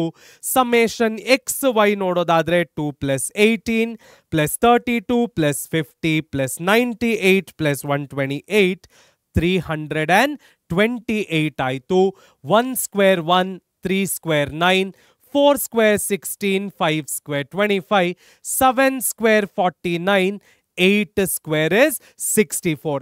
ಅದೇ ತರ 2 square is 4, 6 square 36, 8 square 64, 10 square is 100, 14 square ಅನ್ನ ಚೆಕ್ ಮಾಡಿದ್ರೆ 196, 16 ಸ್ಕ್ವೇರ್ ಅನ್ನ ಚೆಕ್ ಮಾಡಿದ್ರೆ 256. ಸೊ ಈಗ ಇದರ ಟೋಟಲ್ ಅನ್ನ ಬರ್ಕೊಳ್ಳೋಣ. ಸೊ 1 + 9 + 16 + 25 + 49 + 64 164 ಆಯಿತು. ತದನಂತರದಲ್ಲಿ 4 + 36 + 64 + 100 + 196 + 256 ನೋಡೋದಾದ್ರೆ ನಮಗೆ 656 ಸಿಕ್ತು. ಸೊ ಈಗ ಈ ನಂಬರ್ಗಳನ್ನ ನಾವು ಸಬ್ಸ್ಟಿಟ್ಯೂಟ್ ಮಾಡಿಕೊಳ್ಳುವಂತಹ ಸಮಯ. ಸೊ ನಮ್ಮ ಆರಿನಲ್ಲಿ ಎನ್ ನೋಡೋದಾದ್ರೆ 6 ಇದೆ. ಸಮೇಷನ್ ಎಕ್ಸ್ ವೈ ಬಂದು 328 ಇದೆ. ಸಮೇಷನ್ ಎಕ್ಸ್ 28 ಆದ್ರೆ ಸಮೇಷನ್ ವೈ 56 ಇದೆ. Divided by root of 6. Summation X square ಅಂದ್ರೆ 164 ಆಯಿತು. Minus x the whole square ಅಂದ್ರೆ 28 ಸ್ಕ್ವೇರ್ ಆಯಿತು. 6 ಇಂಟು ಸಮೇಷನ್ ವೈ ಸ್ಕ್ವೇರ್ ಅಂದ್ರೆ 656 ಆಯಿತು. Summation y the whole square ಅಂದ್ರೆ 56 ದ ಸ್ಕ್ವೇರ್ ಆಯಿತು. ಈಗ ಸ್ಟೆಪ್ ಬೈ ಸ್ಟೆಪ್ ಇದನ್ನ ಸಾಲ್ವ್ ಮಾಡೋಣ. ಸೊ ಮೊದಲಿಗೆ 6 ಇಂಟು 328 ಮಾಡೋದಾದ್ರೆ 1968 ಸಿಕ್ತು. 28 ಇಂಟು 56 ಮಾಡೋದಾದ್ರೆ 1568 ಸಿಕ್ತು. Divided by root of 6 into 164 ಮಾಡಿದ್ರೆ 984 ಸಿಕ್ತು. 28 ಇಂಟು 28 ಮಾಡಿದ್ರೆ 784 ಸಿಕ್ತು. ಅದೇ ತರ 6 ಇಂಟು 656 ಮಾಡಿದ್ರೆ 3936 ಸಿಕ್ತು. 56 ಇಂಟು 56 ಮಾಡಿದ್ರೆ 3136 ಸಿಗುತ್ತೆ. ನೆಕ್ಸ್ಟ್ ಸ್ಟೆಪ್ ಅನ್ನ ನಾವು ನೋಡೋದಾದ್ರೆ ನ್ಯೂಮರೇಟರ್ 1968 ಮೈನಸ್ 1568 400 ಆಯಿತು. Divided by 984 minus 784 root of 200 ಬೇಕು. ಇಂಟು ಅದೇ ರೀತಿಯಲ್ಲಿ 3936 ಮೈನಸ್ 3136 ಮಾಡಿದ್ರೆ ರೂಟ್ ಆಫ್ 800 ಬೇಕು. ಸೊ ಈಗ 400 ಡಿವೈಡೆಡ್ ಬೈ, ಸೊ ಈಗ ನಾನು ರೂಟ್ ಆಫ್ 200 ಮಾಡಬೇಕು. 14.14 ಸಿಗತ್ತೆ. ತದನಂತರ ನಾನು ರೂಟ್ ಆಫ್ 800 ಮಾಡಿದ್ರೆ 28.28 ಸಿಗುತ್ತೆ. So r is equal to 400 divided by, ನಾನು ನನ್ನ 14.14 ಇಂಟು 28.28 ಮಾಡಿದ್ರೆ 400 ಸಿಗತ್ತೆ. So r is again +1. ಅಲ್ಲಿಗೆ ನನ್ನ ಆನ್ಸರ್ ಏನು? Perfect positive correlation. ಸೊ ಇಲ್ಲಿ ನನ್ನ ಆನ್ಸರ್ ಪರ್ಫೆಕ್ಟ್ ಪಾಸಿಟಿವ್ ಕೋರಿಲೇಷನ್ ಬಂತು. ಸೊ ಸ್ಪಿಯರ್ ಮೆನ್ಸ್ ಅಲ್ಲೂ ಕೂಡ 1 ಬಂತು, ಕಾಲ್ ಪಿಯರ್ಸನ್ ಅಲ್ಲಿ ಕೂಡ 1 ಬಂತು. ಸೊ ಅಲ್ಲಿಗೆ ಎಕ್ಸ್ ಮತ್ತು ವೈ ನಡುವೆ ಪರ್ಫೆಕ್ಟ್ ಪಾಸಿಟಿವ್ ಕೋರಿಲೇಷನ್ ಇದೆ. ಹಾಗಾದ್ರೆ ನೆಕ್ಸ್ಟ್ ಯಾವ ಪ್ರಾಬ್ಲಮ್ ಸಾಲ್ವ್ ಮಾಡಲಿಕ್ಕೆ ಸಿಗುತ್ತೆ ನೋಡೋಣ ಬನ್ನಿ. ನಮ್ಮ ಮುಂದಿನ ಪ್ರಾಬ್ಲಮ್ ನೋಡೋದಾದ್ರೆ calculate Karl Pearson's coefficient of correlation from the following data, comment on the result ಅಂತ ಕೇಳ್ತಾ ಇದ್ದಾನೆ. Very simple. Karl Pearson's coefficient of correlation ಅಂದ್ರೆ ನಮ್ಮ formula n summation X Y minus summation X into summation Y divided by root of N summation X square minus summation x the whole square n summation y square minus summation y the whole square. So ನನಗೆ formula ಪ್ರಕಾರ ಏನೇನು ಬೇಕು ಎಲ್ಲವನ್ನು list ಮಾಡಿಕೊಳ್ಳೋಣ. X y, ತದನಂತರ x into y, x square ಮತ್ತು y square n ಕೂಡ ಬೇಕಾಗತ್ತೆ. ಸೊ 12, 14, 16, 18, 20, 22, 24, ತದನಂತರ 28 ಮತ್ತು 30. ನೆಕ್ಸ್ಟ್ ನೋಡೋದಾದ್ರೆ ವೈ ಬೇಕು. 36, 33, 30, 27, 24, 21, 18, 15, ತದನಂತರದಲ್ಲಿ 12 ಬೇಕಾಗತ್ತೆ. ಸೊ ಬರ್ಕೊಳ್ಳೋಣ. ಮೊದಲಿಗೆ ಎನ್ ಕಂಡುಹಿಡಿಯೋದಾದ್ರೆ 1, 2, 3, 4, 5, 6, 7, 8 ಮತ್ತು 9 ಇದೆ. ಟೋಟಲ್ ಅನ್ನ ಬರ್ತ್ಕೊಳ್ಳೋಣ. So 12 plus 14 plus 16 plus 18 plus 20 plus 22 plus 24 plus 28 plus 30 184 ಆಯಿತು. ಇಲ್ಲಿ ನೋಡೋದಾದ್ರೆ 36 plus 33 plus 30 plus 27 plus 24 plus 21 plus 18 plus 15 plus 12 216 ಆಯಿತು. ಸೊ ಈಗ ಎಕ್ಸ್ ವೈ ಅನ್ನ ಕಂಡುಹಿಡಿಬೇಕು. 1236 are 432, 1433 are 462, 1630 are 480, 2718 are 486, 2024 are 480, 2122 are 462, 2418 are 432, 2815 are 420, 3012 are 360. So ಈಗ ಇದರ ಟೋಟಲ್ ಅನ್ನ ಒಮ್ಮೆ ಮಾಡಿಟ್ಕೊಳ್ಳೋಣ. 432, 462, 480, 486, 480 ಮತ್ತೊಮ್ಮೆ 462, 432, 420 ಮತ್ತು 360, 4014. ಸೊ ಈಗ ಎಕ್ಸ್ ಸ್ಕ್ವೇರ್ ಮಾಡೋದಾದ್ರೆ 12 are 144, 14 are 196, 16 are 256, 18 are 324, 20 are 400, 22 are 484, 24 square ಮಾಡೋದಾದ್ರೆ 576, 28 ಸ್ಕ್ವೇರ್ ಮಾಡೋದಾದ್ರೆ 784, 30 ಸ್ಕ್ವೇರ್ ಆಬ್ವಿಯಸ್ಲಿ 900 ಬರುತ್ತೆ. ಸೊ ಇದರ ಟೋಟಲ್ ಅನ್ನ ಬರೆದಿಟ್ಕೊಳ್ಳೋಣ. 144, 196, 256, 324, 400, 484, 576, 784, 900. ಅದರ ಟೋಟಲ್ 4067. ನೆಕ್ಸ್ಟ್ ವೈ ಸ್ಕ್ವೇರ್ ಅನ್ನ ಮಾಡ್ಕೊಳ್ಳೋಣ. So 36 square is 1296, 33 square is 1089, 30 square is 900, 27 square ಅಂತ ಮಾಡ್ಕೊಳ್ಳೋದಾದ್ರೆ 729 ಬರುತ್ತೆ. ನೆಕ್ಸ್ಟ್ ನಾವು 24 ಸ್ಕ್ವೇರ್ ಮಾಡಿದ್ರೆ 576, 21 ಸ್ಕ್ವೇರ್ ಮಾಡಿದ್ರೆ 441, 18 ಸ್ಕ್ವೇರ್ ಅನ್ನ ಮಾಡಿದ್ರೆ 324, 15 ಸ್ಕ್ವೇರ್ ಮಾಡಿದ್ರೆ 225, ಕಡೆದಾಗಿ 12 ಸ್ಕ್ವೇರ್ ಮಾಡಿದ್ರೆ 144. ಸೊ ಈಗ ಇದೆಲ್ಲದರ ಟೋಟಲ್ ಅನ್ನ ಬರ್ಕೊಳ್ಳೋಣ. 1296, 1089 ಪ್ಲಸ್ 900 ಪ್ಲಸ್ 729, 576, 441, 324, 225, 144. ಅಲ್ಲಿಗೆ ಟೋಟಲ್ ಎಷ್ಟಾಯ್ತು?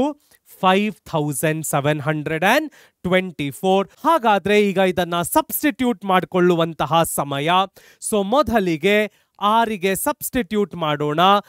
N is 9, summation X y ಅಂತ ತಗೊಳ್ಳೋದಾದ್ರೆ 4014, ಸಮೇಷನ್ ಎಕ್ಸ್ ಅಂದ್ರೆ 184, ಸಮೇಷನ್ ವೈ ಅನ್ನ ತಗೊಂಡ್ರೆ 216 divided by root of n again is 9, x square ಅಂದ್ರೆ 4067, ಎಕ್ಸ್ ದ ಹೋಲ್ ಸ್ಕ್ವೇರ್ ಅಂದ್ರೆ 184 ದ ಹೋಲ್ ಸ್ಕ್ವೇರ್. ಅದೇ ರೀತಿಯಲ್ಲಿ ಎನ್ ಸಮೇಷನ್ ವೈ ಸ್ಕ್ವೇರ್ ಅಂದ್ರೆ 9 into 5724 minus Y the whole square ಅನ್ನ ನೋಡೋದಾದ್ರೆ 216 ದ ಹೋಲ್ ಸ್ಕ್ವೇರ್. ಈಗ ಇದನ್ನ ಸ್ಟೆಪ್ ಬೈ ಸ್ಟೆಪ್ ಅಲ್ಲಿ ಮಾಡಿಕೊಳ್ಳೋಣ. So r is equal to ಮೊದಲಿಗೆ ನ್ಯೂಮರೇಟರ್ ಅನ್ನ ಸಾಲ್ವ್ ಮಾಡೋಣ.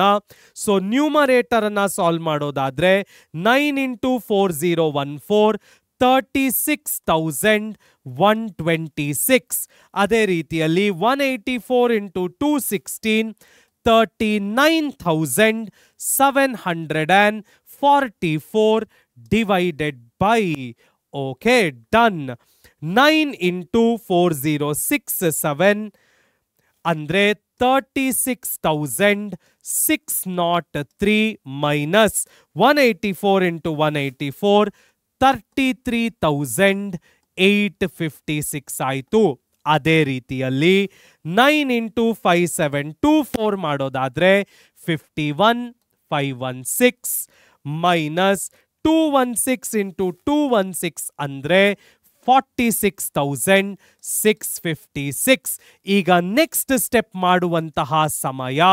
ಸೊ 36,126 ಮೈನಸ್ 39,744 ಅಂದ್ರೆ ಮೈನಸ್ 3618 ಸಿಗತ್ತೆ.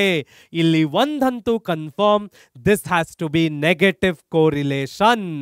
ಸೊ ನೆಕ್ಸ್ಟ್ ಇದನ್ನ ಸಾಲ್ವ್ ಮಾಡೋದಾದ್ರೆ 36,603 ಮೈನಸ್ 33,856 ಅಂದ್ರೆ 2747 ಬರುತ್ತೆ. ಇಲ್ಲಿ ನೋಡೋದಾದ್ರೆ 51,516 ಮೈನಸ್ 46656 ಅಂದ್ರೆ 4860 ಬರುತ್ತೆ. So minus 3618. ಈಗ ಇದರ ರೂಟ್ ತೆಗೆಯುವಂತಹ ಸಮಯ. ಸೊ ರೂಟ್ ಆಫ್ 2747 ಅಂದ್ರೆ 52.41 ಬರುತ್ತೆ. ಅದೇ ರೀತಿಯಲ್ಲಿ ರೂಟ್ ಆಫ್ 4860 ಮಾಡಿದ್ರೆ 69.71 ಬರುತ್ತೆ. So minus 3618 divided by so ಈಗ 52.41 ಇಂಟು 69.71 ಮಾಡಿದಾಗ 3653.5 ಬರುತ್ತೆ. ಸೊ ಈಗ ಇದರ ಡಿವಿಷನ್ ಅನ್ನ ಮಾಡೋಣ. 3618 ಡಿವೈಡೆಡ್ ಬೈ 3653.5 ಮಾಡಿದಾಗ ಮೈನಸ್ 0.99 ಬರುತ್ತೆ. Almost perfect negative correlation.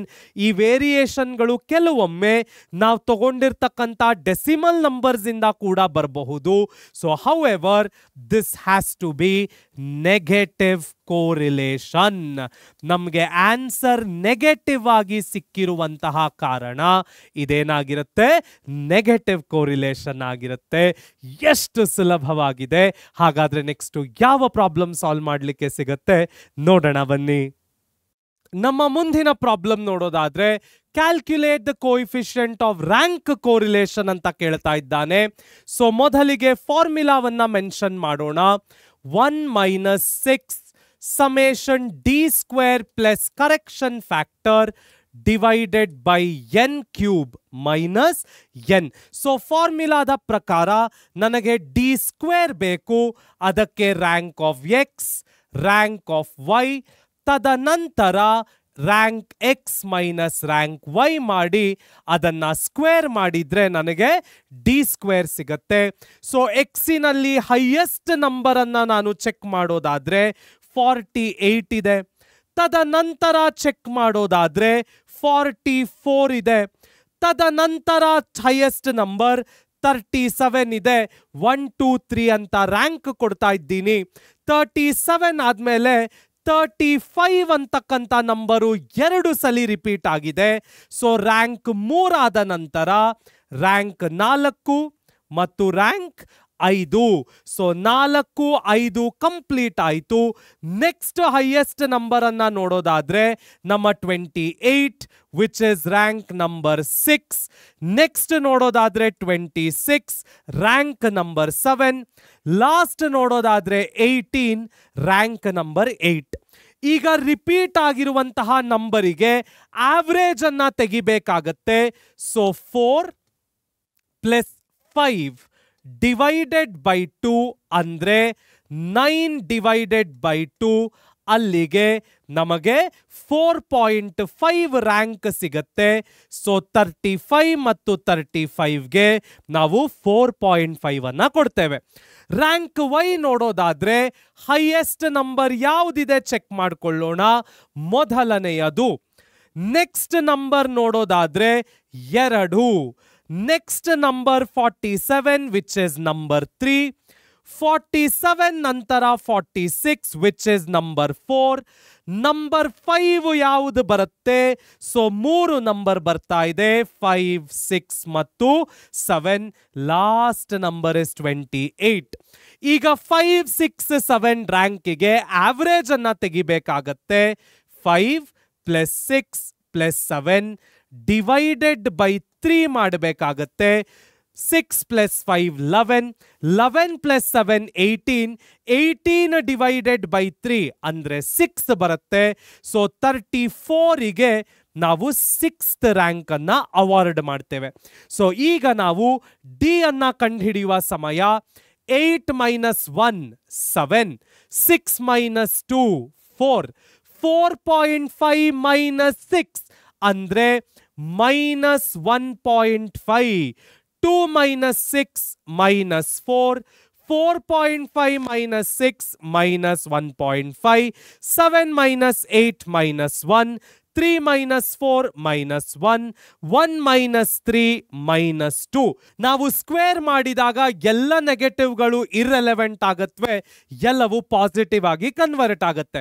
7 square 49, 4 square 16, 1.5 square ಮಾಡಿದ್ರೆ 2.25 ಸಿಗತ್ತೆ. 4 ಸ್ಕ್ವೇರ್ 16, 1.5 ಅಂದ್ರೆ 2.25, 1, 1 ಮತ್ತು 4. ಇದರ ಟೋಟಲ್ ಅನ್ನ ಬರ್ಕೊಳ್ಳೋಣ. 49, 59, 65, 67, 77, 83, 85, 87, 91.25 ಮಾಡಿದ್ರೆ 91.5. ಸೊ ಈಗ ನಾವು ಇದನ್ನ ಸಬ್ಸ್ಟಿಟ್ಯೂಟ್ ಮಾಡಿಕೊಳ್ಳುವಂತಹ ಸಮಯ. ಸೊ ಸಬ್ಸ್ಟಿಟ್ಯೂಟ್ ಮಾಡಿಕೊಳ್ಳೋಣ. 1 - 6 ಸಮೇಷನ್ d² 91.5 ಇದೆ. ಕರೆಕ್ಷನ್ ಫ್ಯಾಕ್ಟರ್ ಇನ್ನೂ ಕೂಡ ನಮಗೆ ಗೊತ್ತಿಲ್ಲ. ಸೊ n³ - n ಅಂದ್ರೆ 8³ - 8. ಈಗ ನನಗೆ ಇದರ ಕರೆಕ್ಷನ್ ಫ್ಯಾಕ್ಟರ್ ಗೊತ್ತಿಲ್ಲ, ಅದನ್ನ ಬರ್ಕೊಳ್ಳುವಂತಹ ಸಮಯ. So correction factor m³ - m divided by 12. ಇಲ್ಲಿ ನಂಬರ್ಗಳು ಒಂದು 2 ಸಲಿ ಮತ್ತೊಂದು 3 ಸಲಿ ರಿಪೀಟ್ ಆಗಿದೆ. ಸೊ ಅದನ್ನ ಬರ್ಕೊಳ್ಳೋಣ. 2³ - 2 ಬೈ 12. ಮತ್ತೊಂದು ನಂಬರ್ 3 ಸಲಿ. So 3³ - 3 divided by 12. ಸೊ ಈಗ ನಾವು 2³ - 2 ಡಿವೈಡೆಡ್ ಬೈ 12 ಅಂದ್ರೆ 6/12 ಅಂದ್ರೆ ಅದು 0.5 ಆಯಿತು. ಅದೇ ರೀತಿಯಲ್ಲಿ 3³ - 3/12 ಅಂದ್ರೆ 24/12, ದಟ್ ಇಸ್ 2. ಅಲ್ಲಿಗೆ ನಮ್ಮ ಕರೆಕ್ಷನ್ ಫ್ಯಾಕ್ಟರ್ 2 + 0.5 2.5 ಆಯಿತು. ಅದನ್ನ ಇಲ್ಲಿ ನಾವು ಸಬ್ಸ್ಟಿಟ್ಯೂಟ್ ಮಾಡಿಕೊಳ್ಳೋಣ. ಸೊ R = 1 - 91.5 + 2.5 ಅಂದ್ರೆ 94 ಆಗತ್ತೆ. 8³ - 8 ಮಾಡಿದಾಗ 504 ಸಿಗತ್ತೆ. ಸೊ ಈಗ ನಾವು ನಮ್ಮ ನಂಬರ್ಗಳನ್ನ ಕಂಡುಹಿಡಿಯೋಣ. 6 × 94 ಅಂದ್ರೆ 564 ಡಿವೈಡೆಡ್ ಬೈ 504, 1 ಮೈನಸ್ ಹಾಗೆ ಉಳ್ಕೊಳ್ಳುತ್ತೆ. ಸೊ ಈಗ ನಾವು R = 1 - board mass bracket first. So 564 by 504 ಮಾಡಿದ್ರೆ 1.1190 ಸಿಗತ್ತೆ. ಅಲ್ಲಿಗೆ 1 ಮೈನಸ್ 1.1190 ಮಾಡಿದ್ರೆ -0.119. ಅಲ್ಲಿಗೆ ಮೈನಸ್ ಇರುವ ಕಾರಣ ನಮಗೆ ಇಲ್ಲಿ ನೆಗೆಟಿವ್ ಕೋರಿಲೇಷನ್ ಸಿಗತ್ತೆ. ಅದೇ ನಮ್ಮ ಆನ್ಸರ್ ಪಾಸಿಟಿವ್ ಬಂದಿದ್ದಿದ್ರೆ ಪಾಸಿಟಿವ್ ಕೋರಿಲೇಷನ್ ಸಿಗ್ತಾ ಇತ್ತು. ಸಾಮಾನ್ಯವಾಗಿ ನಾವು ಈ ತರ ದೊಡ್ಡ ನಂಬರ್ಗಳೊಟ್ಟಿಗೆ ಡೀಲ್ ಮಾಡಬೇಕಾದ್ರೆ Spearman's rank correlation is the easiest method to solve.